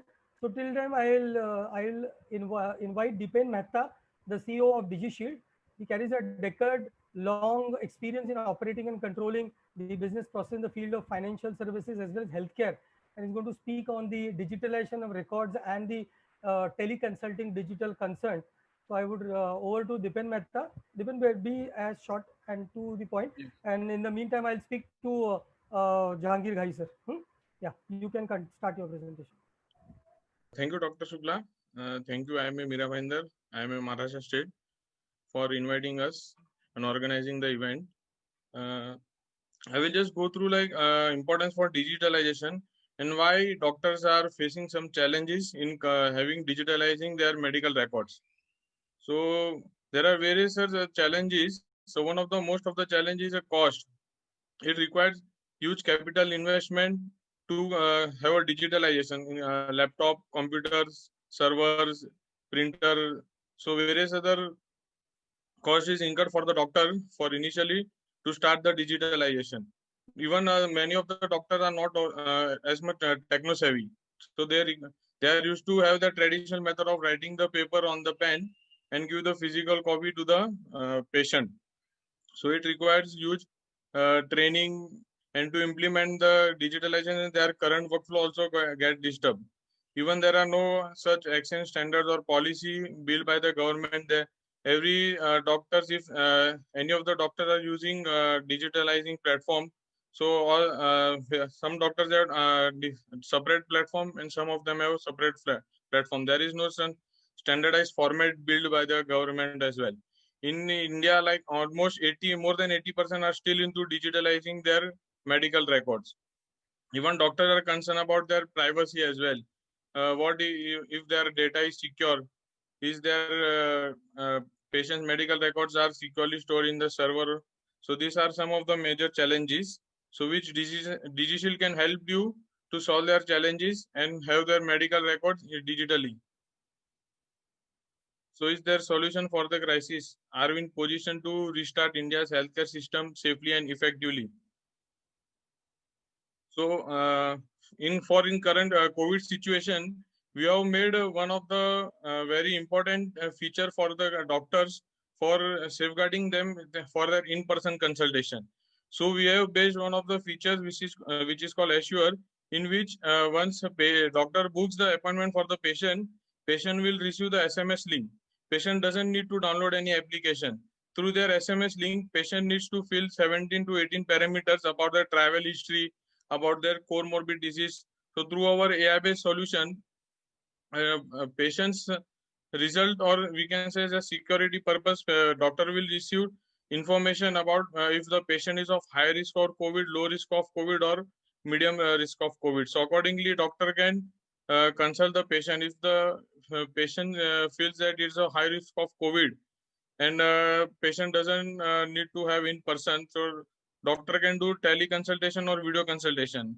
And if a patient is of low risk or suppose medium risk and it requires in-person consultation, then at least doctor is safe to call the person in their clinic and do in-person consultation. So what we focus on security. So the main concern of the doctor was their security or privacy of their record. So our company is a HIPAA compliance company. So even our employees are not allowed to use mobile phone in the office premises. So their entire doctor's data has been recorded in a secure cloud environment.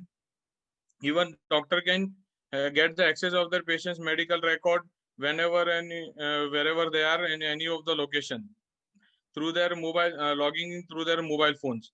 Doctor can get the analytical reports of their patient's medical record about the patient's consulting fees, number of patients visited, number of patients visited per day, then patients pending of consulting fee, patients paid consulting fees.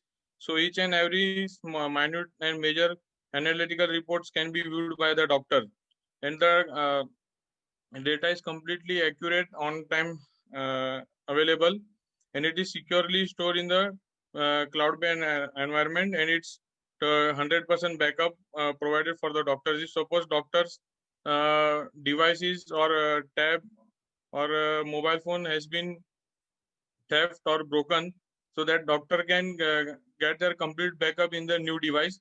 Just through they have to log in with their mobile number, and one time OTP generated password, their entire record is on the go.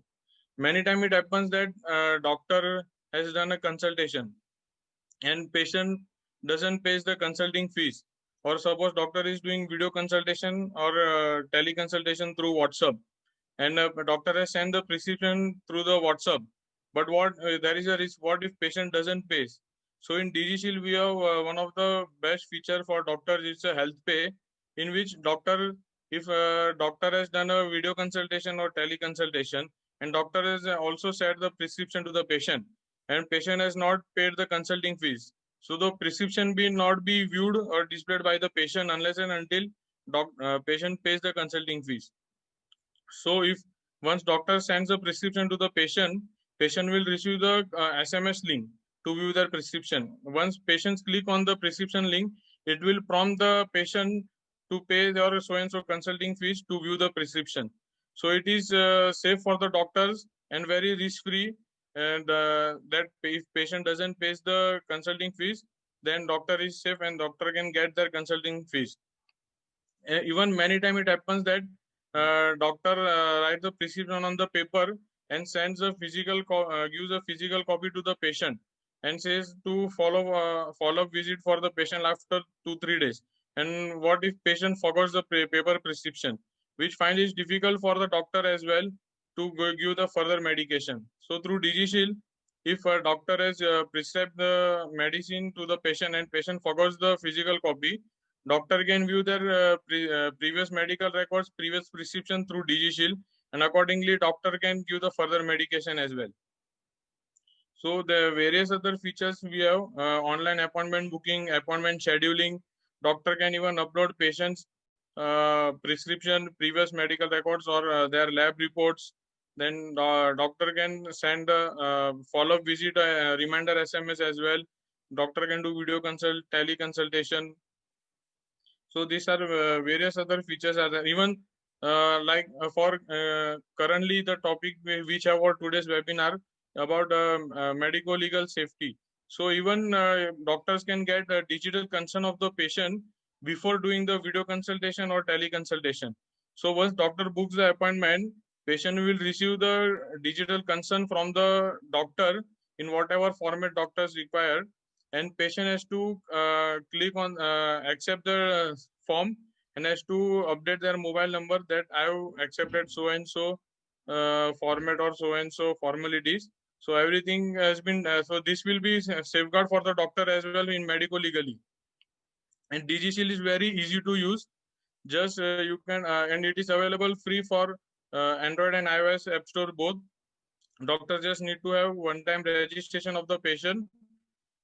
After patient is registered, doctor can do teleconsultation, video consultation, whatever they want, and they can write the prescription, upload, and patient will receive the soft copy of the prescription. So it's available free lifetime for the doctors. Would recommend doctors, if they have not started using or not downloaded, they can download on the Play Store and start using. If you have any of the queries concern, you can always contact us, or you can log on to our website www.digishield.me. Thank you, Dipin, for a precise and to the point present talk.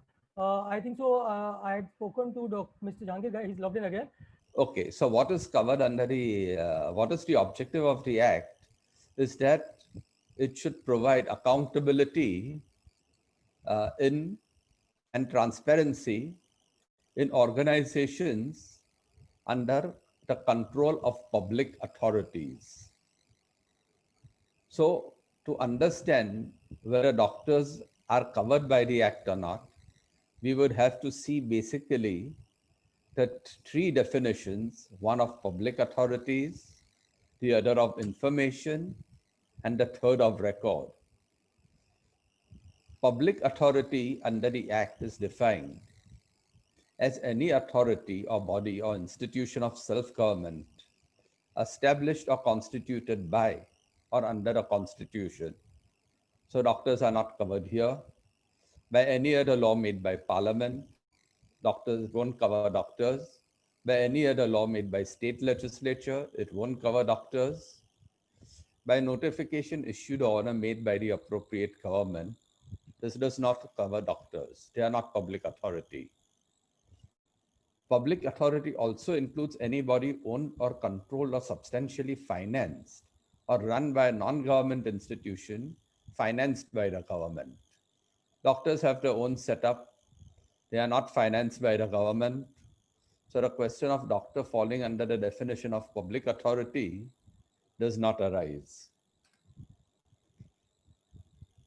Now, under the Act, what can be sought? It is information, right? Information. So information would mean any material, including records, documents, memos, emails, etc., all types of materials, etc., which are held by a public authority. Now is the tricky part, the one in blue. An information relating to a private body which can be accessed by a public authority under any law for the time being in force. So if supposing the government or any public body, let us say the municipal corporation, has a right to ask for such documents, the doctor would be liable to furnish it to the government authority. I'll come to that later. Record. Record is defined to include document, manuscript, file, microfilm, images, or any other material produced by a computer. So this is what can be sought under the Right to Information Act. Now, if we see the definitions, a conjoint reading of the definitions, doctors in private practice would not be covered by the RTI Act. Let us say a patient himself or herself seeks information under the Act. Does the doctor have to furnish it? The answer is no. Why? Because the RTI Act is not applicable. But there is a caution. Under the Code of Medical Ethics, as you know, if a doctor is asked to furnish information, the medical record, by his patient, then the doctor is duty bound to provide it within 72 hours. But that is under a different law. It is under the Code of Medical Ethics. And today, our subject is information under the RTI Act. So if I am your patient and I apply to you for my own medical record, under the Code of Medical Ethics, you have to give it. But if I apply for it under the Right to Information Act, you have every right to refuse to furnish me the information because the RTI Act is not applicable to you.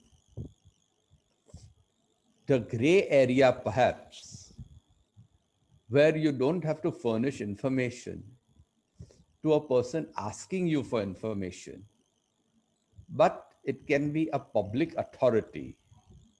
A public authority can seek information from a private practitioner. I'll just go back to the previous slide to show you what I mean. Just a second. Okay, it's not going anyway. Okay, so a public authority can seek information from a private practitioner only if the law entitles it to do so. So let us say the municipal corporation, in case of reporting of maternal deaths or for organ transplants, etc. If, let us say, a government authority which is not authorized to ask you for information demands that information, let us say the income tax department asks you to furnish information of a patient, or the labor inspector asks you to furnish information, then you can very well say that you have no authority to ask for information. So only if the authority has the right to seek information, then can the authority demand it from a doctor. But please note that this would be only as far as furnishing of information to the authority is concerned and not to the applicant by the doctor.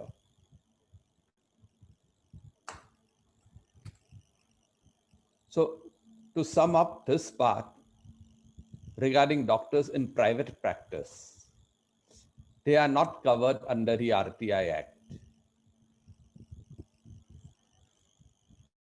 In contrast, let us consider the case of doctors in government service. Would they be liable to furnish information under the RTI Act? For that, we have to consider who is responsible for dealing with RTI applications and who is responsible for furnishing the information. Section 5 of the RTI Act clearly says that every central public information officer or state public information officer, as the case may be, shall deal with requests from persons seeking information, so that is from applicants, and render reasonable assistance to the person seeking such information. So the person who has to deal with the RTI applicant is not the doctor. It is the designated public information officer. Your role is limited to treating a patient, not to furnishing information. Clause 4 says, the central public information officer or state public information officer, as the case may be, may seek the assistance of any other officer as he or she considers it necessary for the proper discharge of his or her duties. So supposing the case papers are in your custody, then the public information officer can ask the doctor to hand over those papers to him. To that extent, the doctor has to just hand over the papers.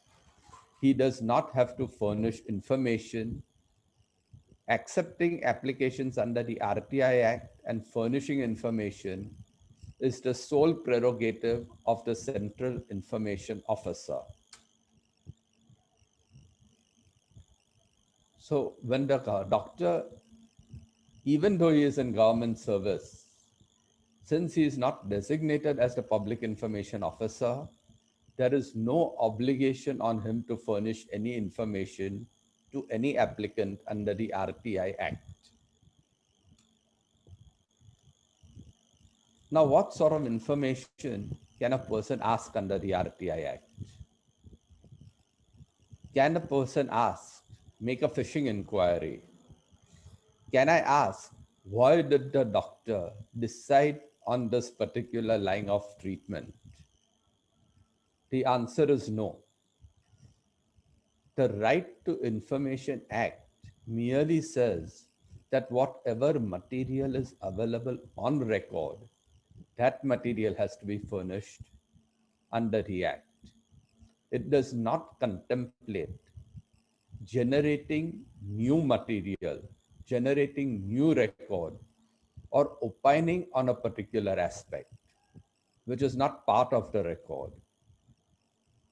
So therefore, a fishing inquiry cannot be made. If the opinion is already on record prior to the application, then it is a different thing, then you may have to furnish it. But otherwise, any fishing inquiry is not acceptable.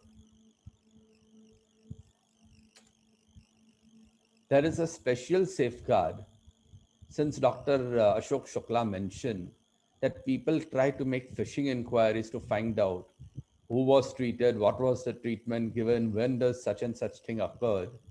The Act specifically provides a safeguard against that. Section 2 defines a third party. A third party means a person other than the applicant making a request for information. Now, in such cases, Section 8 comes to the rescue of the public authority, of the Public Information Officer. Section 8 says that notwithstanding anything contained in this Act, there shall be no obligation to give any citizen information available to the person in his fiduciary capacity. That means in trust, such as a doctor-patient relationship. So if a third party, even if my own brother, mother, father, wife, sister, anybody asks the doctor to furnish the information, it is not to be furnished even under the RTI Act, because it is held by the doctor in a fiduciary capacity of utmost trust between a doctor and his patient. Even then, supposing somebody does make an application like that, the Public Information Officer, once again, please bear in mind, it is the Public Information Officer, not the treating doctor. If he wants to disclose the information, he has to write to the concerned person, to the affected person, and seek that person's consent, whether the information should be parted or not parted. On his own, the Public Information Officer cannot divulge the information held in fiduciary capacity. So to sum up, doctors are not public authorities. A private medical practitioner is not designated as a Public Information Officer under the Right to Information Act. The details of the treatment given by a doctor to a patient are confidential in nature, and the medical record is held in fiduciary capacity, where the patient has trusted the doctor with his personal and private information. So in view of this, the RTI Act is not applicable to medical professionals. If at all, a record has to be submitted only to a government agency which has the authority to call for a record, and that authority would not be under the RTI Act, it would be by virtue of some other law which which empowers the agency to exercise control over the hospital or medical professional. So what should you do if you receive an RTI application? You would have a choice. Just ignore the application, or you can send a reply stating that the RTI is not applicable to you. The choice is yours. But please remember, it should set up your antennae. The moment you get an RTI application, you must be alert that something is brewing. So simply do not tear and throw up the application saying it's not applicable. Retain it in your file and take extra care to preserve the medical record just in case some legal issue might crop up in the future. Thank you very much.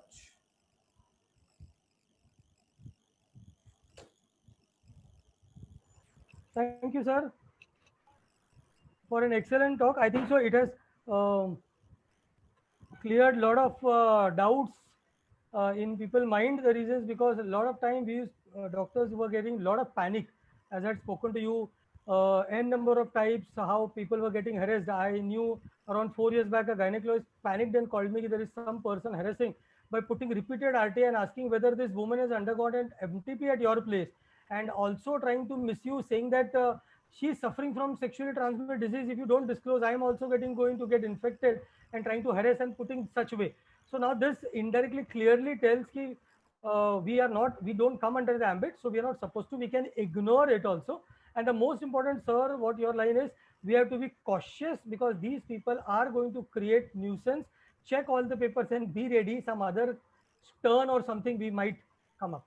So thank you, Jahangir sir, for an excellent talk and in detail, in depth information which has cleared a lot of queries in our mind regarding this. Sir is a very good consumer activist and RTI expert. His number already displayed. If any still have any doubts, I think you can WhatsApp him. Is a very good person who always is ready to help doctors and respond to them also.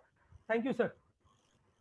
If anybody has any question regarding to RTI, they can still put in Q&A session. Sir will answer. We will go to the next talk. It's my pleasure. Please feel free to ask me if you have any questions. Thanks a lot. Thank you, sir. So we will go to the next talk. I think so. Again, a very good talk and a very different talk. See, we doctors are routinely attending a lot of webinars and different programs. But these talks, I have basically kept seeing the problems which doctors are facing. Now, a lot of time doctors ask the doctor, what is a will, whether it should be registered, not registered. Basically, senior doctors who are basically retiring, not only retiring, they are worried that their kids or wife or people who are dependent on him really will get all the assets. Doctors, other side, they are worried whether they'll be not landing them in legal issues because they are certifying somebody as mentally fit or mentally stable because they are writing a will.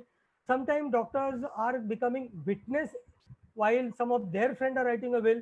So a lot of these issues were there. So I thank Mr. Jahangir Gai sir, who gave me reference to Advocate Parvez Rustam Khan sir. And we have today a very eminent speaker, Advocate Parvez Rustam Khan sir from Mumbai High Court. He's practicing law since 1984, deals in various property disputes, motor accidents, industrial accident cases, matrimonial disputes, testimony matters, arbitration matters, cases related to economic offences, dishonor of checks and civil as well as criminal defamation cases.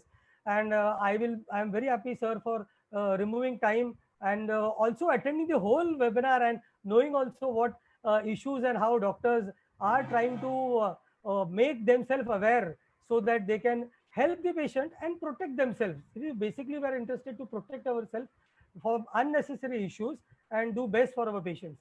Thank you, sir. Over to Advocate Parvez, sir. Many thanks, Dr. Shukla, for introducing me.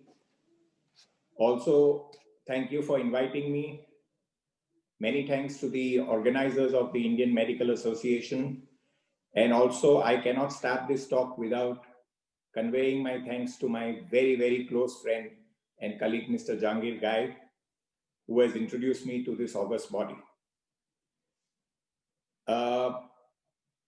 I was requested to speak mainly on doctors who were asked to certify the mental condition of a person who was making a will.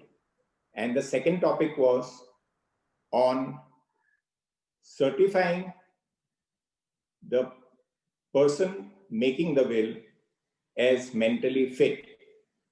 Dr. Shukla, whilst introducing me, also mentioned that I should speak on how a will is to be made. Doctors would be interested. I would be happy to even speak a little bit on that also, if the panel so desires. Dr. Shukla, should I address on that point also, how a will should be prepared and what precautions should be taken? Yes, sir. Very well. Yes, sir. What you can do is give some amount of brief idea of that part, how to write the will. Yes, certainly. Yeah. But the main thing was the same, how certifying and mental fitness and precautions at a family physician level, consultant level. Yeah. I appreciate it. It would also be interconnected sort of. So it is better that you know first how a will is prepared, what are the requirements of a will, basic things, and then we'll go to certification and to signing as a attesting witness. Now, this topic is governed by Indian Succession Act, and the relevant provision or the section is section 59, which I will read out. It says, person capable of making wills. Every person of sound mind, please pay attention, sound mind, not being a minor, emphasis again on minor, may dispose of his property by will. So there are two basic aspects. One is a person should be of sound mind, and a person has to be a major who has completed the age of 18.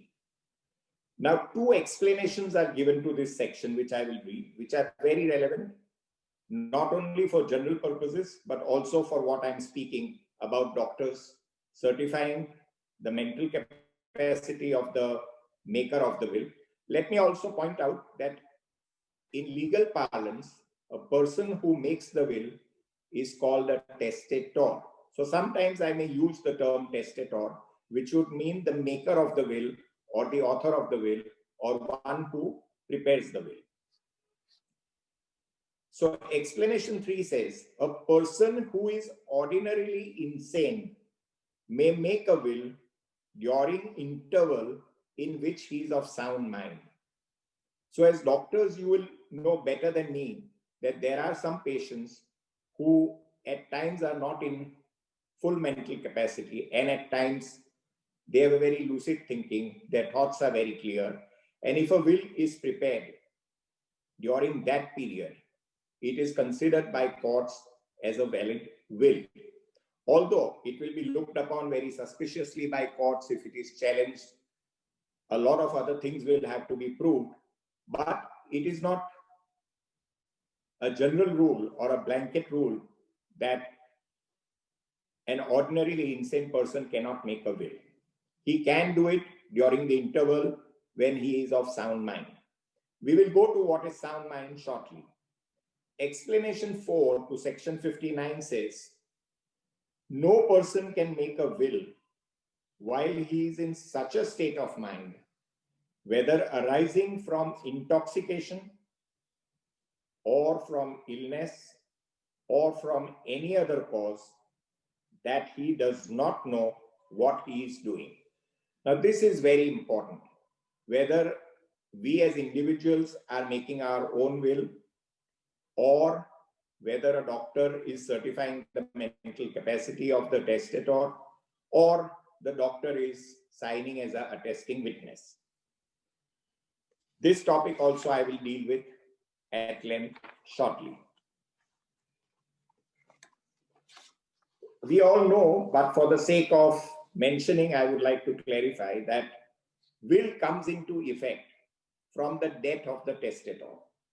That means will speaks only after the testator or the person who has made his will expires. That document cannot be read, that document cannot be looked into. It is not in any form, it cannot be used when the person is alive. Now, in general, if I want to make a will, you must usually appoint an executor. There is no hard and fast rule. You can have a sole executor. You can have a joint executor, 2 executors. You can have more than 2 executors. Or you can also say that if these 2 executors are incapacitated for any reason whatsoever, that they do not want to act or they can't act, then they have a right to appoint somebody. Now that is going too much into depth, and when there are complicated issues involved, these things are mentioned in the will. But otherwise, for a normal individual, for a normal drafting of the will, 1 executor is enough. Supposing a husband is making a will, he can appoint his wife or his children as executors. Similarly, if a wife is drafting a will, she can appoint her husband or whoever, close relative, close friend. So 1 or 2 executors, normally 2 executors is always advisable. But there must be harmony amongst those 2 executors. Otherwise, if they differ, then there'll be a problem when they are trying to administer your estate. Now, what is the job of an executor? The testator expires, that is, the person who has made the will expires, and the will has to be probated, meaning the will has to be proved by going to court. So the document is filed in court. The executor's duty is to go and obtain probate. Of course, in all cases, it is not necessary to obtain probate. As far as Bombay is concerned, if an immovable property is involved, then probate is compulsory. Otherwise, it is not compulsory. But usually when there is a will, even companies for transferring shares and all at times insist on some order from the court. So if there is a will, then the executors or the legatees, the beneficiaries, can also apply to the court for obtaining probate. Probate will only show that the will is genuine. The court is not concerned which property has gone to whom or who is bequeathed the property. But at the time of deciding whether the will is genuine or not, such things are taken into consideration. Now, let me also tell you one thing, that I can bequeath my estate to an absolute stranger as long as there is some justification. I don't have to set out the reason. But if the will is proved to be natural, if the will is proved to be authentic, signed by 2 witnesses as required by law, 2 or more witnesses, but 2 are minimum, then one can give his estate or property to anybody. But when you totally discard or exclude all your family members and you give it to an absolutely third party, then it is considered as an unnatural will.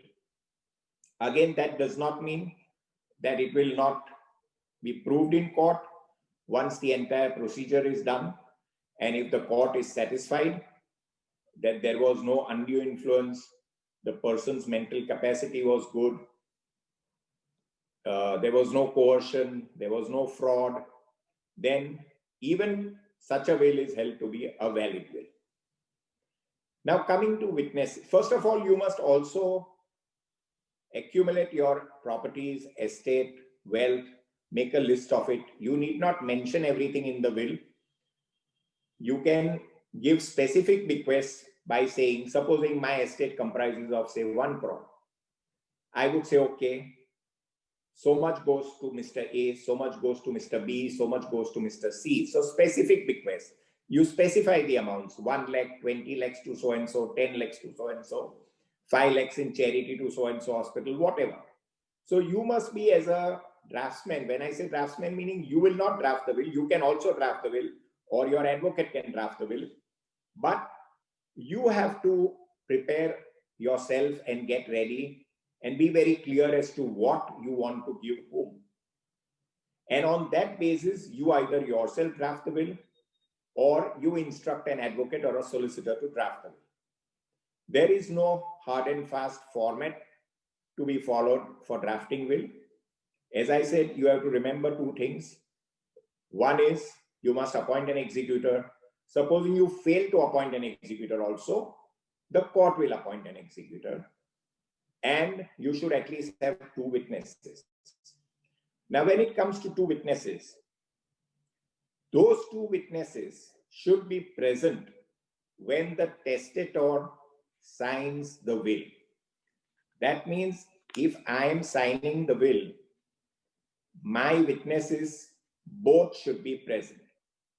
Now, there is an exception that if one is present and the other signs afterwards, it does. But I would urge, as far as possible, not to get into that complicated issue. Keep both the witnesses present when you sign the will. So when the will goes for probate, the procedure is that the attesting witness, one of the witnesses, has to file an affidavit in the court.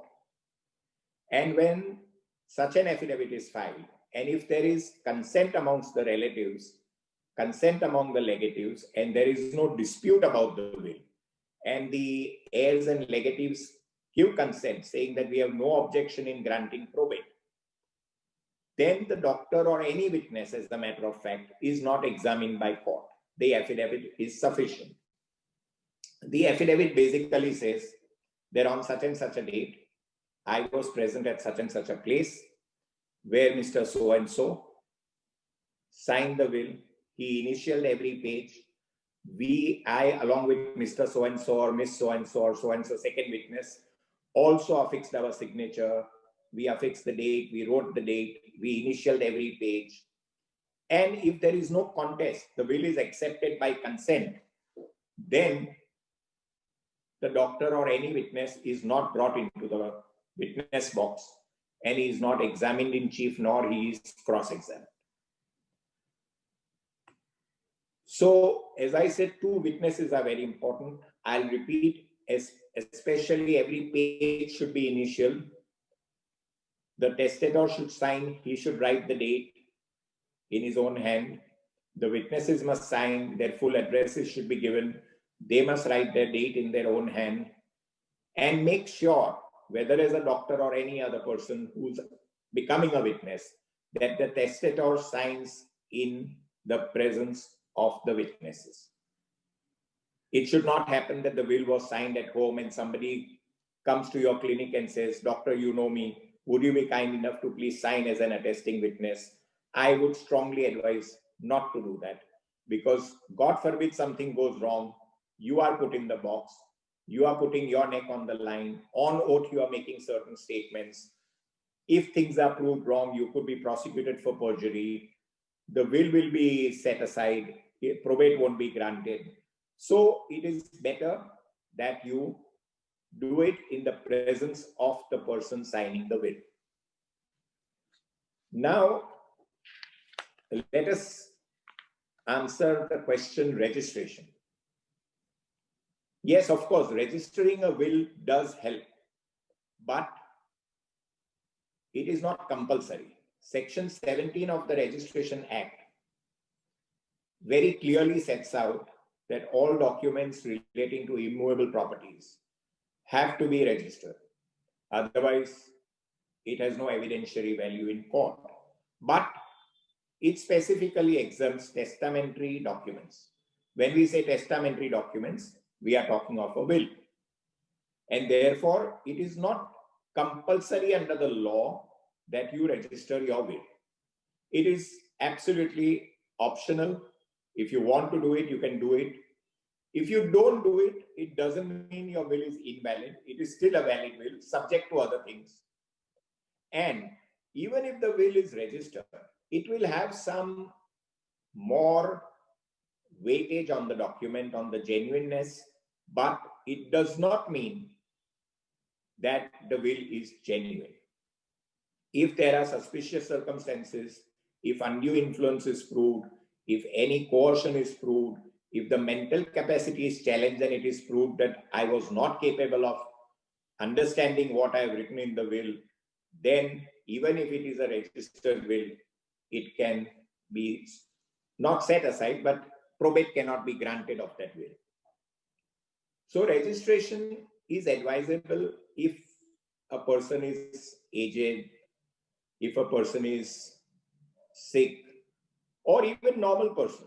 But it does not mean 100% that it will clinch and it will say that the will is genuine just because you have registered the will. All right, so now let us go to doctors being requested to come and give a certificate about their mental condition of maybe your own patient or maybe somebody else who wants to make a will. My personal advice to doctors is that as far as possible, please do not get involved with patients or people who come to you who are not your regular patients.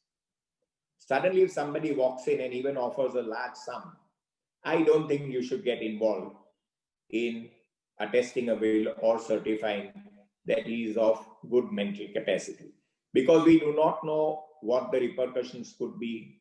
Normally, if he is your patient, regular patient, you are his physician, then of course you can go ahead and do it because you would know that person's history, you would know his mental capacity. And if you attest the will or even give a certificate, there is no harm. Before I go to the subject of what precautions you must take before you give a certificate or before you attest as a witness, let me also caution you, many a times, people feel like bequeathing something to their own doctor, to their own chartered accountant, any professional, that you have been my doctor for so many years, you have looked after our family, I would like to gift you something in the will, I would like to bequeath something in the will, X amount or whatever. Well, nothing wrong with that. But then don't sign as a witness or don't give certificate of attest of his mental capacity. Then you be a legatee. When I say legatee, meaning a beneficiary under the will, and that's all. You can act as an executor if you know the family or if you know the patient. But a attesting witness cannot be a beneficiary at the same time. So if you are signing as a witness, then your bequest will become void. You will not be entitled to your bequest. So if I come to you and I say that, doctor, I would like to give you something in my will, but would you be kind enough to sign as a attesting witness? Then you must say, please choose between the two, or you choose between the two and say that, no, I will sign as a witness, but I can't take as a bequest. And if you are insisting on giving me a bequest, then I cannot sign as a attesting witness. So that part you have to be very careful. I know of people who have given doctors, lawyers, chartered accountants. So you may come across such circumstances, then you know how to protect yourself. Now, when a person goes to register a will, they sometimes request doctors to give a fitness certificate or a certificate that you have examined me, I am of good physical and mental condition, and that is required at the sub-registrar's office. Now, the rule is that that certificate should be utilized within 24 hours at the sub-registrar's office. That means today, if you examine someone, you give a certificate, and that person makes his will and goes for registration tomorrow, within 24 hours, the sub-registrar will register the will. Otherwise, he will not accept your medical certificate. But that is not your problem. I'm just mentioning to you. Now, if there is no question of registering the will and you are just giving a certificate, now what precautions you must take? What do you mean by sound mind? For that, sound mind is defined by Section 12 of the Contract Act. It says that a person is said to be of sound mind if he is capable of understanding what he is doing and forming a rational judgment as to its effect. Now, please note that a sound mind, question of sound and disposing mind, is a question of fact, and a degree of mental capacity in each case would differ. You can't have a straitjacket formula or a mathematical calculation that these are the parameters or these are the guidelines by which I will do it. But there are general guidelines. So now let us go to that. As a doctor, you must see what is the age of the person. Is he suffering from any disease? Is he suffering from any mental weakness? These are very important considerations for deciding whether he is capable of making a will. Now, obviously, you cannot ask him, what are your properties? What are your wishes? Who do you wish to give? That a person, if he is close to you, may convey it to you or may not want to convey it to you. But you are not supposed to look into that. You may ask for his name, age. It all depends. Now, I may be say, you may be examining a younger person, but maybe that person is suffering from cancer. Now you have to look at it, whether it's a throat cancer, whether it is what nature of cancer, what stage the cancer is in. Is he mentally capable? In short, he has to be able to decide for himself certain things. He should know what document he is preparing. He should know that he is drafting a will. He should know that his wishes are crystal clear. And he should understand the consequences of making the will. If at all you are shaky about his mental capacity on that aspect, then please do not certify or please do not sign as a testing witness, because you would be challenged in the court, you would be cross-examined by the other side lawyer, and all sorts of questions can be asked. And it would also create an image as far as your reputation and your profession is concerned. I do not wish to say that therefore you must not help people or not do it. Do it, but be very, very cautious, take all your precautions. Now, all of you are doctors, so you all know that in good old days, there used to be an Indian Lunacy Act of 1912, which was repealed by the Mental Health Act of 1987, and which was recently substituted by the Mental Health Care Act 2017. Now, the word lunatic, which was used earlier, has been deleted from the statute and has been substituted by a term called mental illness. And the mental illness is defined as substantial disorder of thinking, mood, perception, orientation, or memory that grossly impairs judgment, behavior, capacity to recognize reality, or ability to meet the ordinary demands of life, mental conditions associated with the abuse of alcohol and drugs. So basically, what is mental illness is defined here. Now, as doctors, you also know that if a patient is not able to comprehend something or not able to understand something, then again, it is risky. You must not venture and sign the document as a witness or even give him a certificate.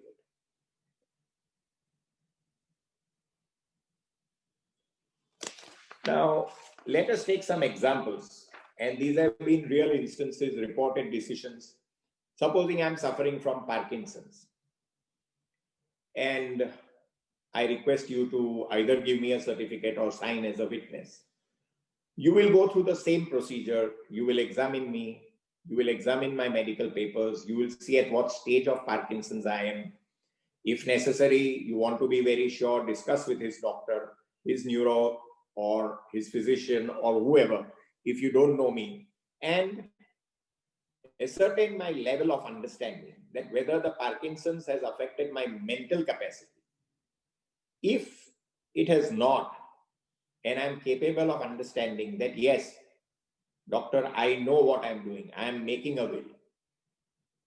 I know who I am giving. And I know what consequences of that will be. Then you are perfectly justified in signing it as a witness or even giving a certificate. So there are examples, cancer, which are terminal cases. Then comes the case of this Parkinson's, I have said. Now comes old age. Now there is no law. Even a 96-year-old person could be in good faculty, could have a good mental condition, sound mind, understands everything.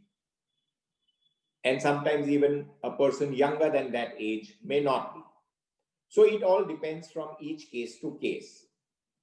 In short, you must not rush and sign a will as a witness, nor you should rush and sign, especially blindly, a certificate, without seeing the person, without examining the person, without you being personally satisfied that no, this person has a mental capacity to decide what is right, what is wrong, what he can give, what he can't give, and only then please put your signature. Age is no criteria, as I've said. Now somebody could be very weak due to age. Then you please test that person by asking certain questions. There are cases where people have given certificates or witnesses have signed as a testing witness when that person does not even remember his name, does not remember the names of the relatives. As courts say, an old man who has become like a child, who forgets things or who behaves like a child, then those are again persons you should stay away from. You should not attest their wills because the person is not sure of what he or she is signing, who he or she is giving, and therefore it is best that you stay out, let somebody else do the job. Let me also tell you, it is a very thankless job and also a very taxing job if the will is contested and the matter goes to court. You will have to leave your profession, your valuable time, your clinic, your hospital, attend court. Of course, courts do give preferences to doctors. Courts do give priority to doctors. They will ask lawyers not to prolong the cross-examination, to try and finish off as fast as possible, all said and done. But there are difficulties and it is time consuming. So please go ahead and sign as witnesses. Please give them certificates, but after being thoroughly satisfied.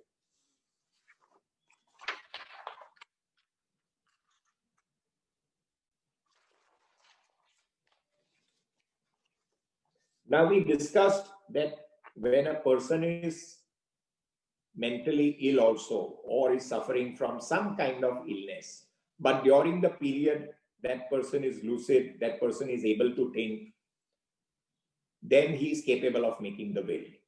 Again, I would repeat, if you are obliging someone, then please speak to their physicians, please speak to their psychiatrists, please speak to whoever doctor is treating them.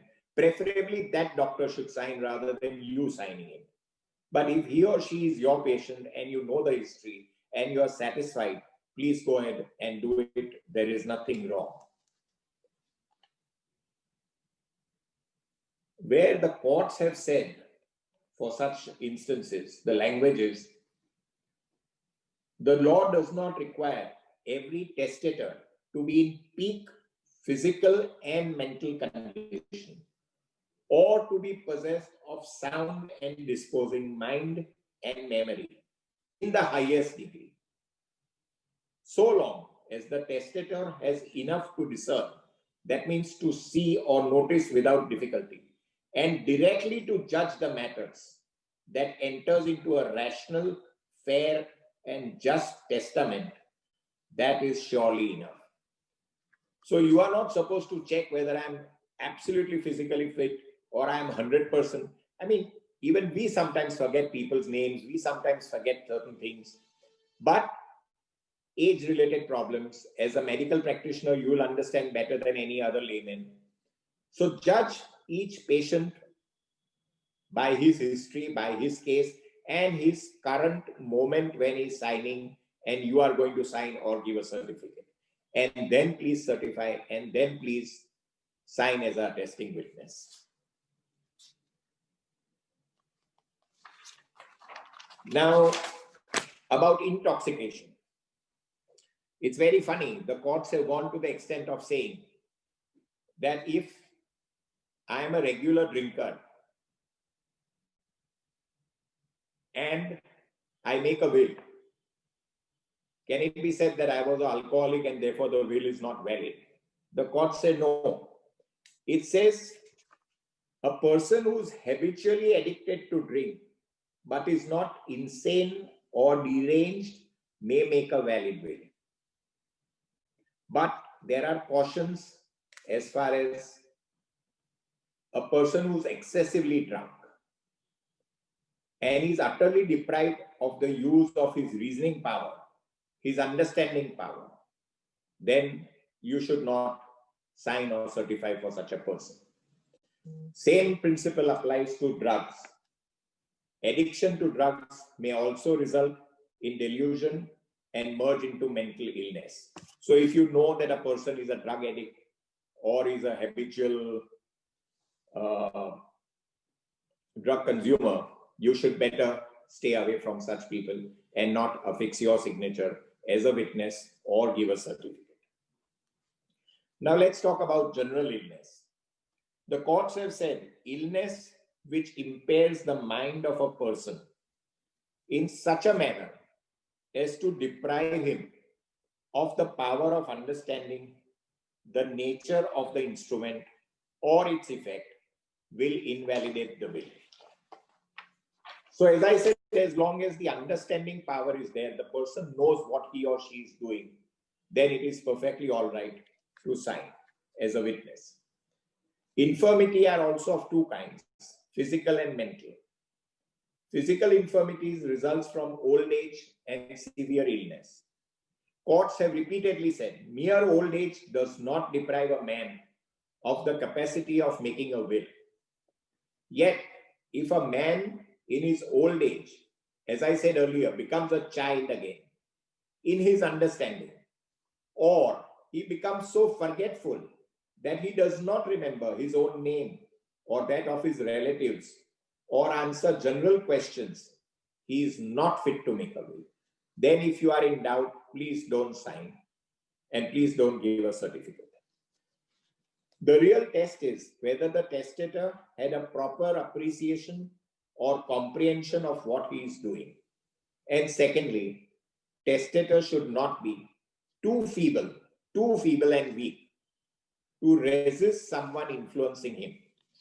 That means his state of mind should not be so weak. I mean, let's take an example. I have been hospitalized for months. I have undergone surgeries. I come home, or I even sign the will in the hospital.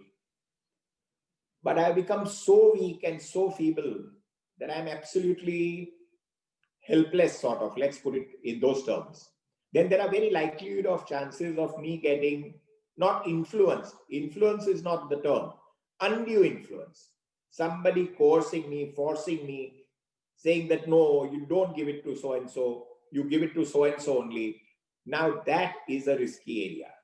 Then let, once again, some doctor who's treating or a person known to him be a witness.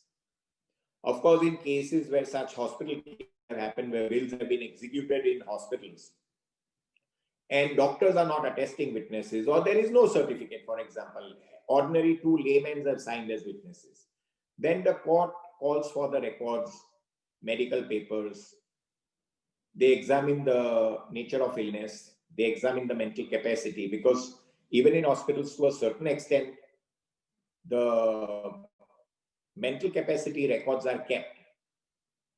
How much I am oriented, whether I am disoriented. So all those things court takes into consideration if there are no professionals who can come and give evidence. So by and large, it's a very responsible thing. And if you are doing that responsibility, you should do it. But please protect yourself. Please also make sure that you are personally satisfied before you give someone a certificate or before you sign as a attesting witness. Basically, I have given you a gist of how a will should be made, what precautions medical practitioners must take for giving certificates and for signing as attesting witnesses. And I'll be happy to answer whatever queries you have at the end of the session. Thank you very much once again for inviting me and giving me an opportunity. Thank you, sir. Thank you for an excellent talk. I think so. We have a good number of people in the panelists. Also, Dr. Nikhil Datar is there. Dr. Padma Iyer, madam from Pune, she is there. Dr. Dinesh Thakre, sir, and Jahangir Gai, sir, is there. So I think so. We can give good input. It's a good opportunity to have advocate, sir, who has given a detailed, in-depth talk on this. Different issues like, sir, the other problem is ki, which doctor can give. See, we have a lot of family physicians who are MBBS doctor practicing, and if a 60-year-old, as you told, age doesn't make a difference unless until he is fully mentally sick. So even a 50 or 60-year-old man, gentleman comes to a family physician.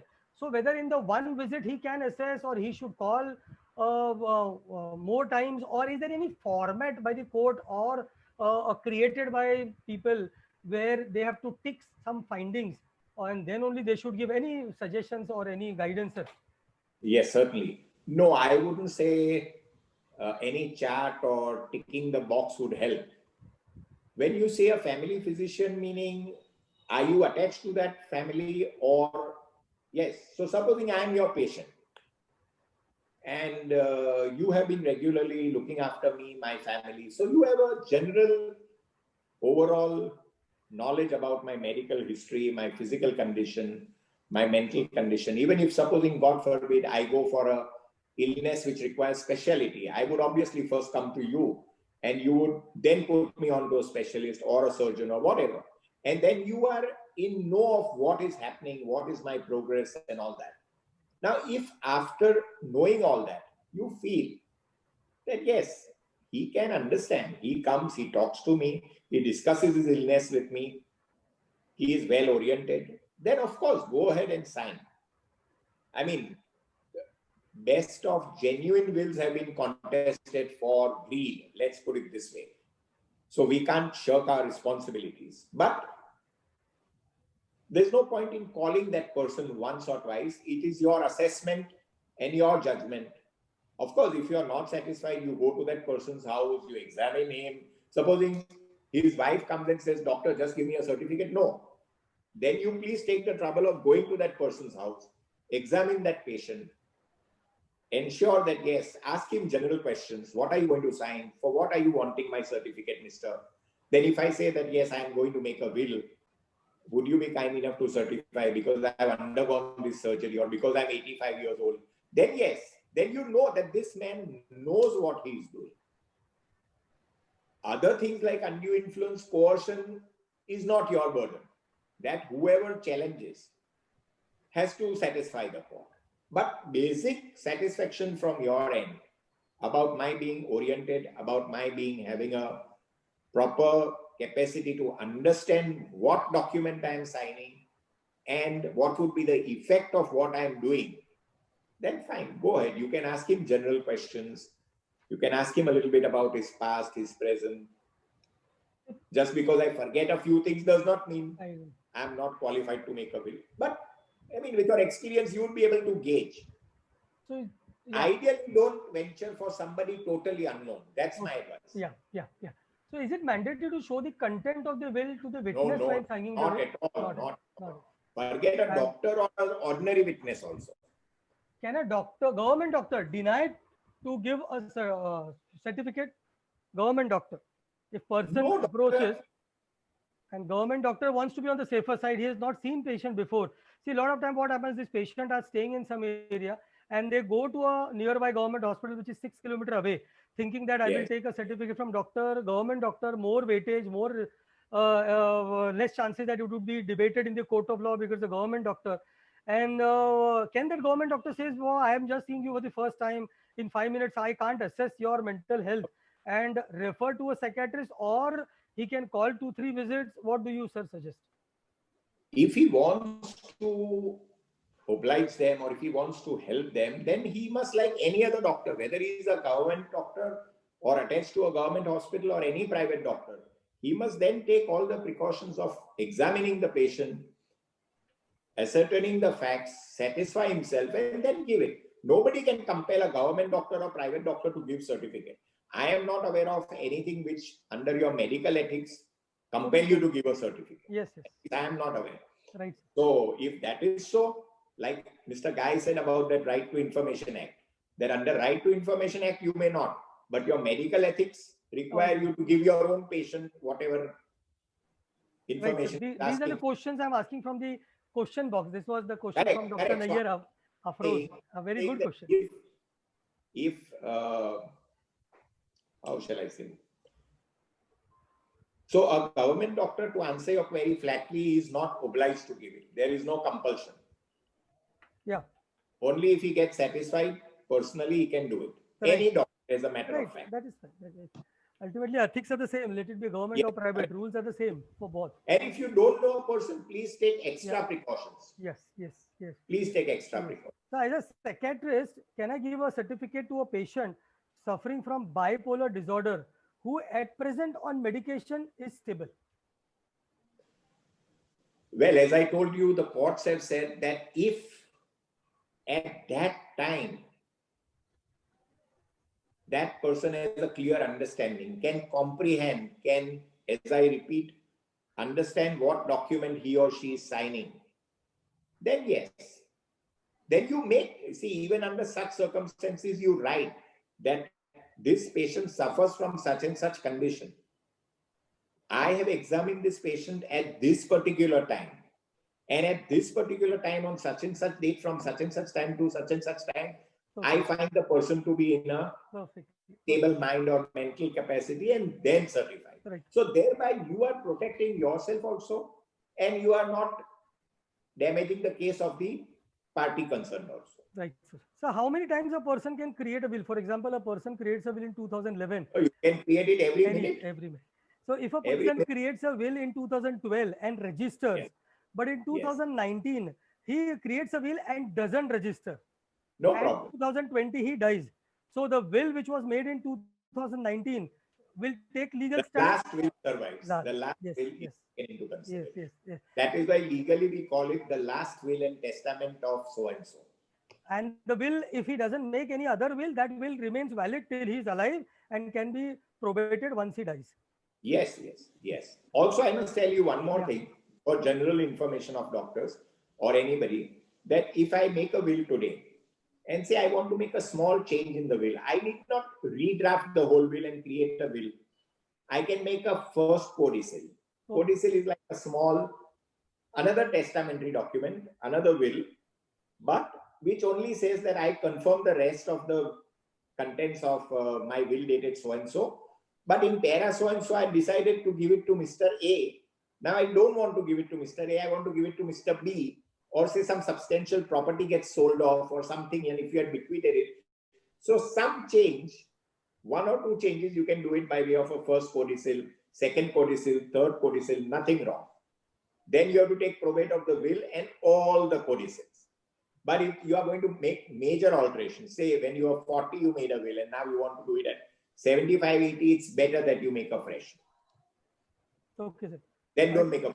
Yeah, I think so. There are a lot of panelists. They can ask Dr. Shravan Desai, sir. He is the founder, trustee of IMA Mira in the branch. He is there in the group. A very senior doctor. Sir, you can also share experiences of any tactful patients if you have seen. Or Dr. Dinesh Dhakre, sir, you can ask, because already Q&A people all sir has answered. So it's a best opportunity because we have excellent faculty who can we can ask them. Dr. Padma Iyer madam is also there. Madam, you can also ask.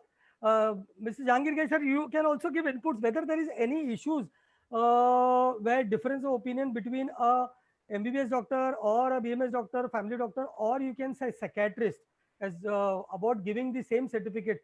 So a lot of time, Advocate Parvez sir, problem occurs is because one side doctor gives a certificate from a MBBS doctor or a family doctor, whatever is, and the person who is opposing the probate of the will or saying that this will is not right or he was not in the good sound mind at the time of making will gets a psychiatrist or some other doctor's certificate or affidavit saying the same thing. So that's the reason I wanted how this doctor who's certifying mental fitness can take extra care, because we don't want unnecessary doctors going again and again to the court of law and testifying for the fitness certificate. May I say something? Yes, sir. Yes, sir. I was very happy to see doctors with law degrees and masters. They are more educated than I am. I'm just an LLB. Nothing, sir. And you know, you have the expertise of medical field and legal field. Yes. So what you were asking me that can we have a checklist or something of that sort? Now, I think you as doctors must sit together and not have a checklist, but make it for yourselves, you know, that basically what you all can do. Then take some advice of a lawyer also, and then have guidelines for yourselves so that you all don't get into unnecessary trouble. You know how much, what to examine, because medically you will understand better than any lawyer or anyone. So it is you all must sit together and prepare a sort of guideline that normally what we should do. Dr. Dinesh Thakre sir, we can do this. It's a good thing where we can involve psychiatrists as well as advocate and sit and create some. I'll be happy to. Right, sir. Help assist. us. Definitely. Anytime. Definitely, sir. Yeah. Anybody else wants to ask anything? Dr. Thakre already. There is one question from Dr. R.S. Londe, sir, which is partially answered, but you can answer this. What is the time limit to lodge the complaint, he mean to say, in the POCSO Act? And can others lodge complaint if the parents are not willing to do so? Or police or social worker can come forward and lodge a complaint? Is the question directed to me? No, sir. It was to me. Basically, the POSCO Act doesn't say exactly the time limit. It says whenever the person comes to know. So the moment you comes to know, you are supposed to inform, so that the ultimately intention was to help that person. See, the older times people used to take benefit. She came, she told, but then we thought we will give. So time lapses and the girl continues getting exploited. So that's the reason POSCO, they say the moment you come to know that a girl may be sexually going to get assaulted or she's got sexually assaulted, you are supposed to inform, pass on the information. That is the reason Dr. Nikhil Datta has been told that we are not lodging an FIR. We are just supposed to pass on the information to the police station. The police is the right party to investigate and take it ahead. So there is no time limit, but as early as possible. It should not happen. Today I see a patient below 18. She is come with a sexual assault history or a 2 months pregnant. And I think that I'll do the complaint to the police or information after 5 days. And in between the police will come, they will definitely take action against me, saying that doctor, you were aware, but they were informed or didn't inform. Now this girl has been murdered or whatever XYZ, underwent an illegal abortion, we could have helped. So they will take the cover of that you have not informed. And it's not necessarily police, anybody. So the POSCO Act says not only doctor, any person who comes to know that this issue has happened, any person, let it be a doctor, neighbor, a bus conductor, any person. Not only knowledge, if he is apprehension. Yes, that's the reason. If he feels also that this can happen, worried also, it has to be. It's a very clearly and strict act made. The problem occurs is again in the Dr. Nikhil Datta is also there about the judicial activism. The big problem is if you go to the interior of Maharashtra or interior of India, there are a lot of Adivasis who normally get married at a very early age. And a lot of time they go to doctors only. As I have one of my friend who's also logged in today, Dr. Upendra Kane, he is doing a lot of social work. He's taken spiritual world and helping a lot of people in the remote hilly areas. Now the problem occurs for them is that they get patients who are 17 or 18-year-old who come for their second delivery. First delivery is already at home. Now the problem occurs is as per POSCO Act, but these people, the whole society, they are accepting. So I always tell them, you inform the police. Police will take the statement. They will not do anything. They will not take any cognizance. They will not. But you be safe. Write a letter. Inform the police. Yes. This is Dr. Dhruvaraj Singh. Nikhil, you want to add something? You just unmuted yourself. Yes. So So Ashok, as you are aware, and especially the gynecologist community is very much so aware of problems, particularly between the age of 16 and 18 years.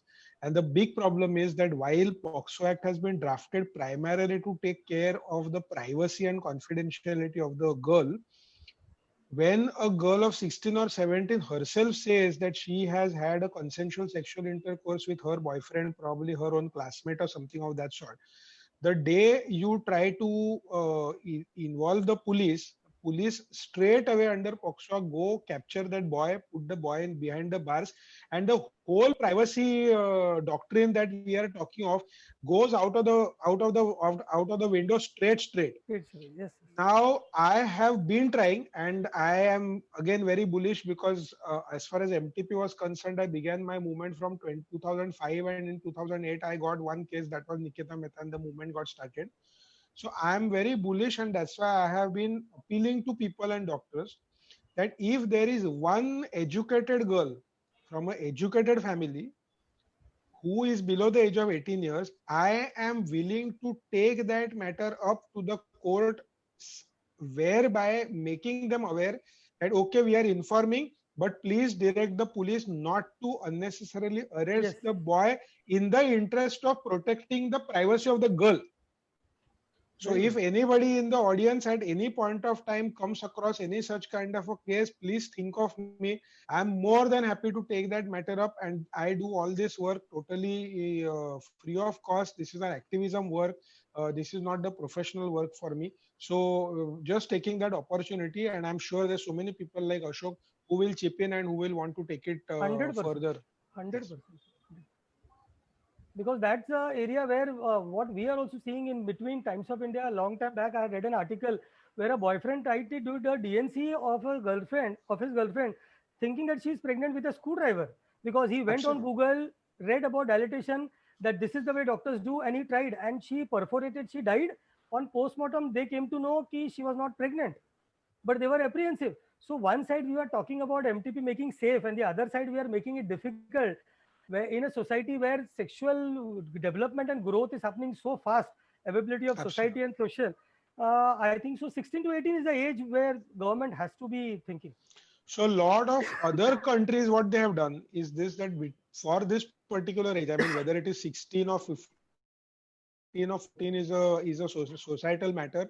But what they have done is that for this kind of a intermediate age, they have called it as a cool off period, and they have put certain guidelines, that if there's a difference between the boy and the girl is not much age wise, or they are not in a fiduciary relationship, something like teacher and student, something of that sort, then these stringent laws are kind of not applied to those kinds of scenarios. So such kinds of exceptions are probably needed to be created in POXO Act if we do not, in order to kind of improve the scenario and the situation. But Nikhil, can we find out the number of cases which has been informed by the social worker or gynecologist to police, and how many have ultimately gone in converted into an FIR and progress, and how many police just investigated and they found nothing problematic and has kept on the aside, so that we can also prove a lot of the time there is nothing main, but the unnecessary, the boy family starts spending huge amount of money and go behind bar, and indirectly you are spoiling both names. As you told, privacy is getting breached. So honestly, whatever during my MTP related work, whatever have been such kinds of cases, I have not found a single case where police have not arrested the boy or not harassed the boy. Okay, so when it is a POXO matter, nobody wants to take the risk. Nobody is interested in doing anything more than that. For them, it is very simple. What they do typically is that below the age of 18 years, they take the custody of the child first of all. They put them into that dongri thing, which is typically called as for the purpose of mental support. But actually, that is where they interrogate the girl, get the name of the boy, and immediately arrest the boy. There has not been a single case where the boy has not been arrested, only because of a complete lack of clarity and apathy on the part of the police. They just simply want to do their job so that nobody can point finger at them. So, and and they have an interest in arresting, because only if they arrest the boy, then naturally they can exploit that particular family. Otherwise, how they will be able to exploit the family? So it all falls in that line and length actually. But that's where there is a trouble with the girl. I mean, the girl gets into trouble. So naturally, when such message comes, the girl will not come to the doctor. She will shy away from coming to the doctor. She will shy away from taking the medical treatment. She may end up becoming pregnant. So it just keeps on compounding and compounding and compounding. Jhangi sir, about RTI, you already told that it's not necessary with people, if they are putting RTI for shopping, you can just ignore. But there are sometimes people who are persistent. They keep on, they keep reminder 1, reminder 2. So anything to worry for the doctor, or they can keep neglecting, or they should answer once and say that we don't come, or the information asked doesn't come under the ambit, or we don't come under ambit, or finish it. The moment you What do you suggest? try to file an appeal, you have better things to do. Why waste your time replying to it? Unless you feel that, okay, this is a genuine thing, out of courtesy I want to reply, then it's a different thing. But otherwise, if somebody wants to make a nuisance value, I don't think it's worth extending that courtesy to her. Sir, Datar sir, there is a question from Dr. Bohra. If 10-year-old female child is brought to my clinic with signs of sexual assault and I refer to a nearby government hospital, my job is done as a family physician, or I should also inform to police immediately? You have to inform the police immediately. You are not going to refer to anybody anywhere. The first thing that, okay, so the triage will be something like this. The girl has been brought. Does she require an immediate life-saving measure?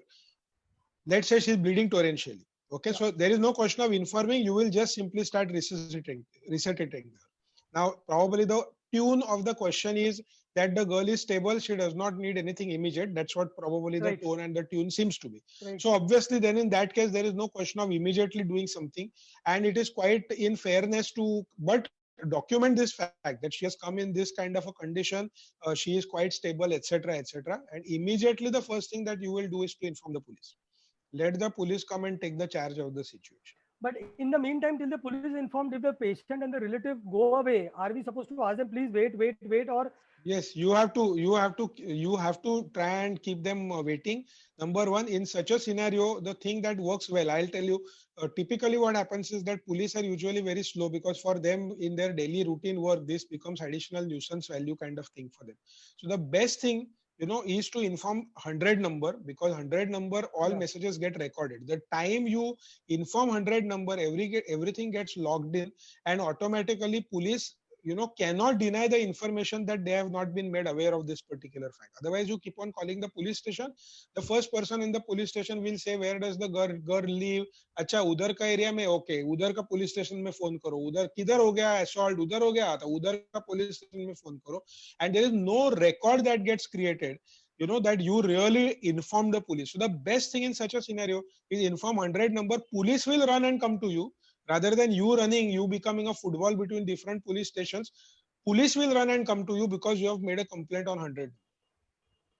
Yeah, Dr. Thakre sir, you want to? I have a statement to make in the presence of Dr. Datar sir. That is usually asked. Dr. Datar sir, if a couple comes to me, they said that they are married, and the girl is below 18 years but above 15 years. And I take their marriage certificate as a proof, then there is no need to inform the police. Am I right, sir? Yes, absolutely. Okay, thank you. The next question is from Dr. Dhuraj Singh. He want to ask, for person with a history of mental illness, do they require more witnesses to confirm the patient, to confirm that the patient was sane during signing will? So I think this is the job of doctor, not the other witnesses, to confirm that whether the patient was sane or insane. Am I right, Jahangir sir? Parvesh sir. Can you just repeat the question again, please? Yes. For a person with a history of mental illness, do they require more witnesses to confirm that the patient was sane during signing the will? You mean the number of witnesses? Number of no. That doesn't matter. That doesn't matter. So 2 witnesses minimum.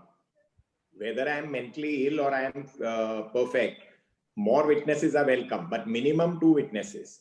It is the quality and not the quantity that matters. So the doctor has to be satisfied personally about the mental condition of the testator. Right. So as I said, all the precautions should be taken by the doctor before certifying or signing as a witness. There is one question from Dr. Nayyar Afroz. I think it may be slight repetition, but we can answer. No worries. A 17-year girl came UPD positive in my OPD, and mother came to know about her daughter in OPD itself. And both girl and mother absconded once they knew of her pregnancy. And if I would have informed police, then I was fearing harassment from girl family, that they will come to know that this doctor disclosed our secret. So what I should do? This is, I think, for Dr. Datar.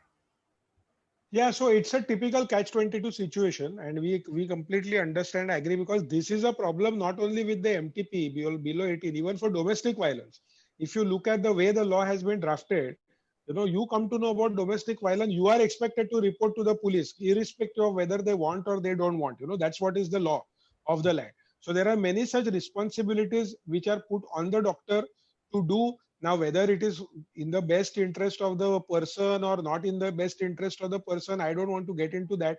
But it does sometimes cause a rift between the family and the doctor because of such kind of things. So I completely agree with the problem. There is no denial of that fact. The way the law has been drafted, you have to inform there is no alternative. So let me put it in this perspective. See, ultimately, the trouble is if I officially say that I know about it, I have to inform about it. Yes. I have a choice of saying that I don't know about it. Right. Okay, so I always have a choice. I always have a choice. For example, that who is Ashok? I don't know Ashok. I don't know anybody called Ashok. Ashok never came to me. He never invited me for the webinar. I never spoke in the webinar. There is no proof. There is no recording. There is nothing. I mean, then I don't know only. So where is the question of me getting harassed by anybody?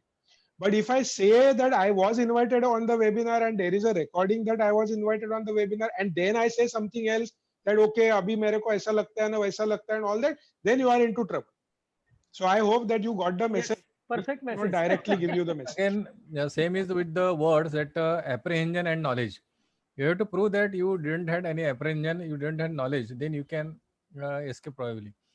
There is one question from Dr. Purnima. Does hysterectomy of a mentally retarded minor girl require certification, and whether it falls under POXO if any complaint is made?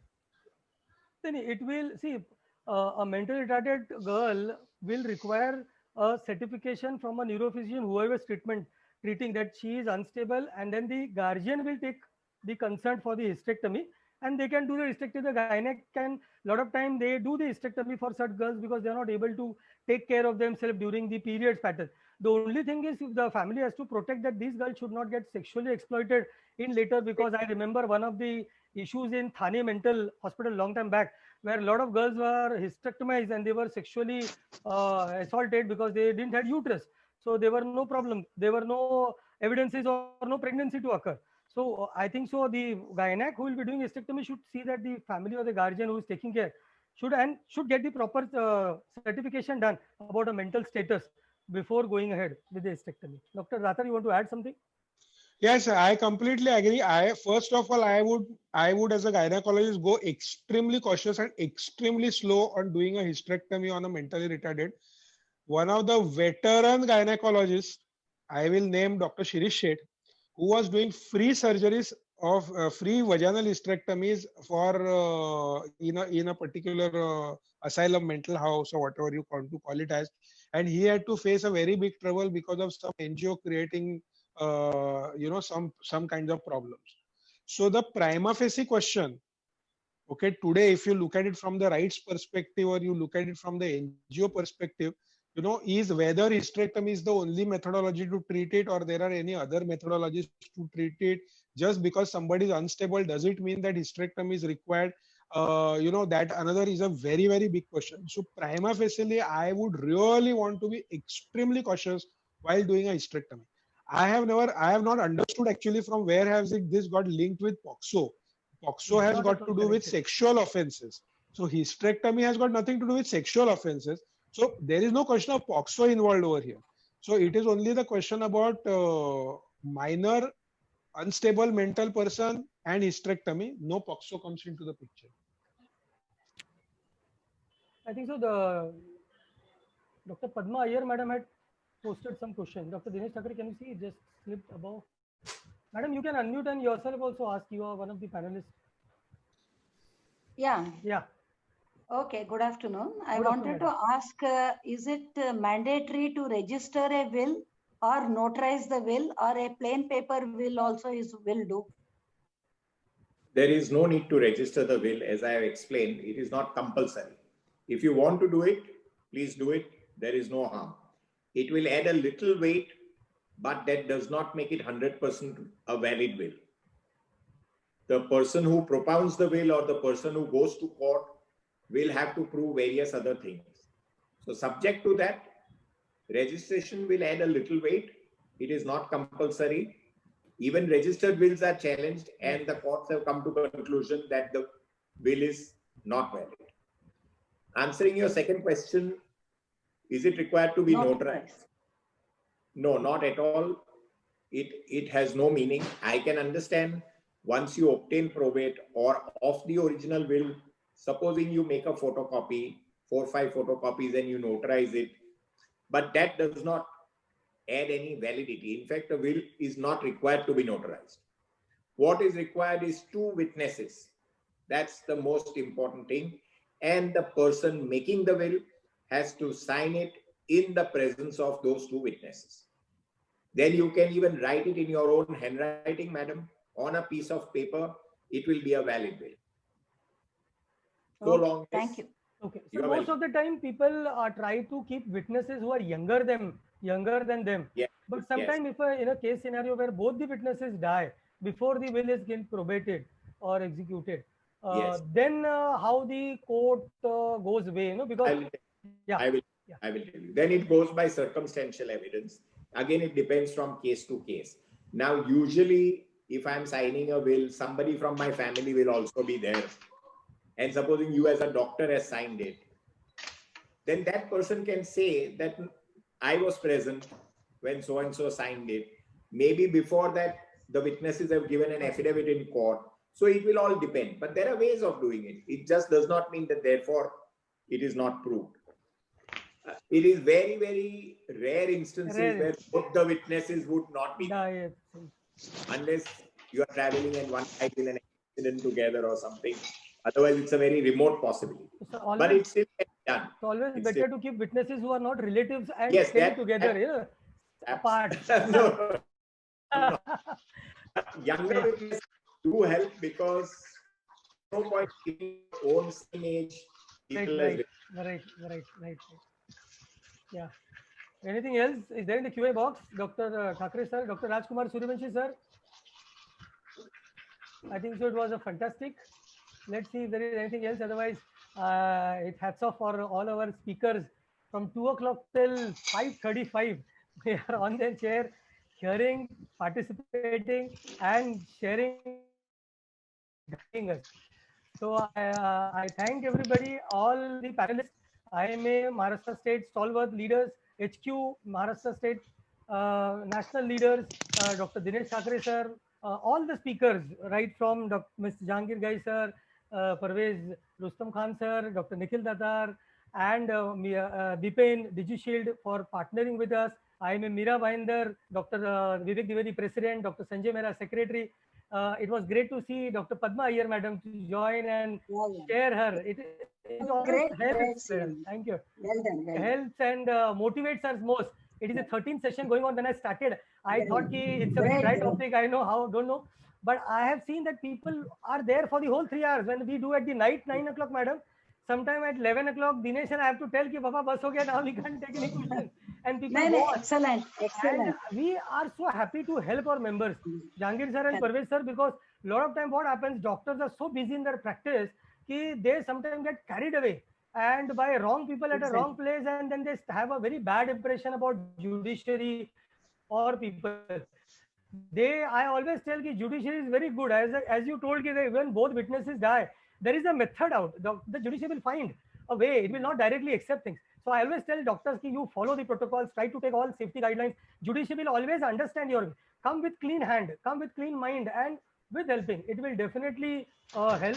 So I thank everybody, my co-chairperson, Dr. Rajkumar Suryavanshi sir, my hard-working friend and standstill, very senior vice president of Maharashtra State also, Dr. Dinesh Thakre sir. And, Dinesh ji. Dinesh ji. Dr. Yeah, Dinesh. and all people who have joined, all my attendees who joined, attended, shared, asked, and especially Nikhil Tatar sir, who waited till the end to answer the Q&A. Otherwise, he's so busy personality that sometimes I think so he would be managing 3 mobile phones and 3 webinars, giving one talk, attending Q&A the other one.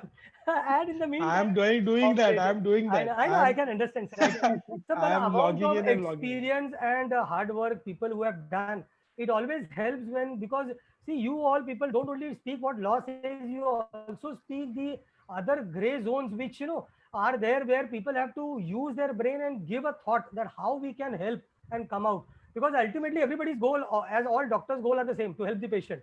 Whatever best we Absolutely. can do is for their betterment, and judiciary always tells ki whatever best can be done for, without punishing a single person who by mistake gets caught.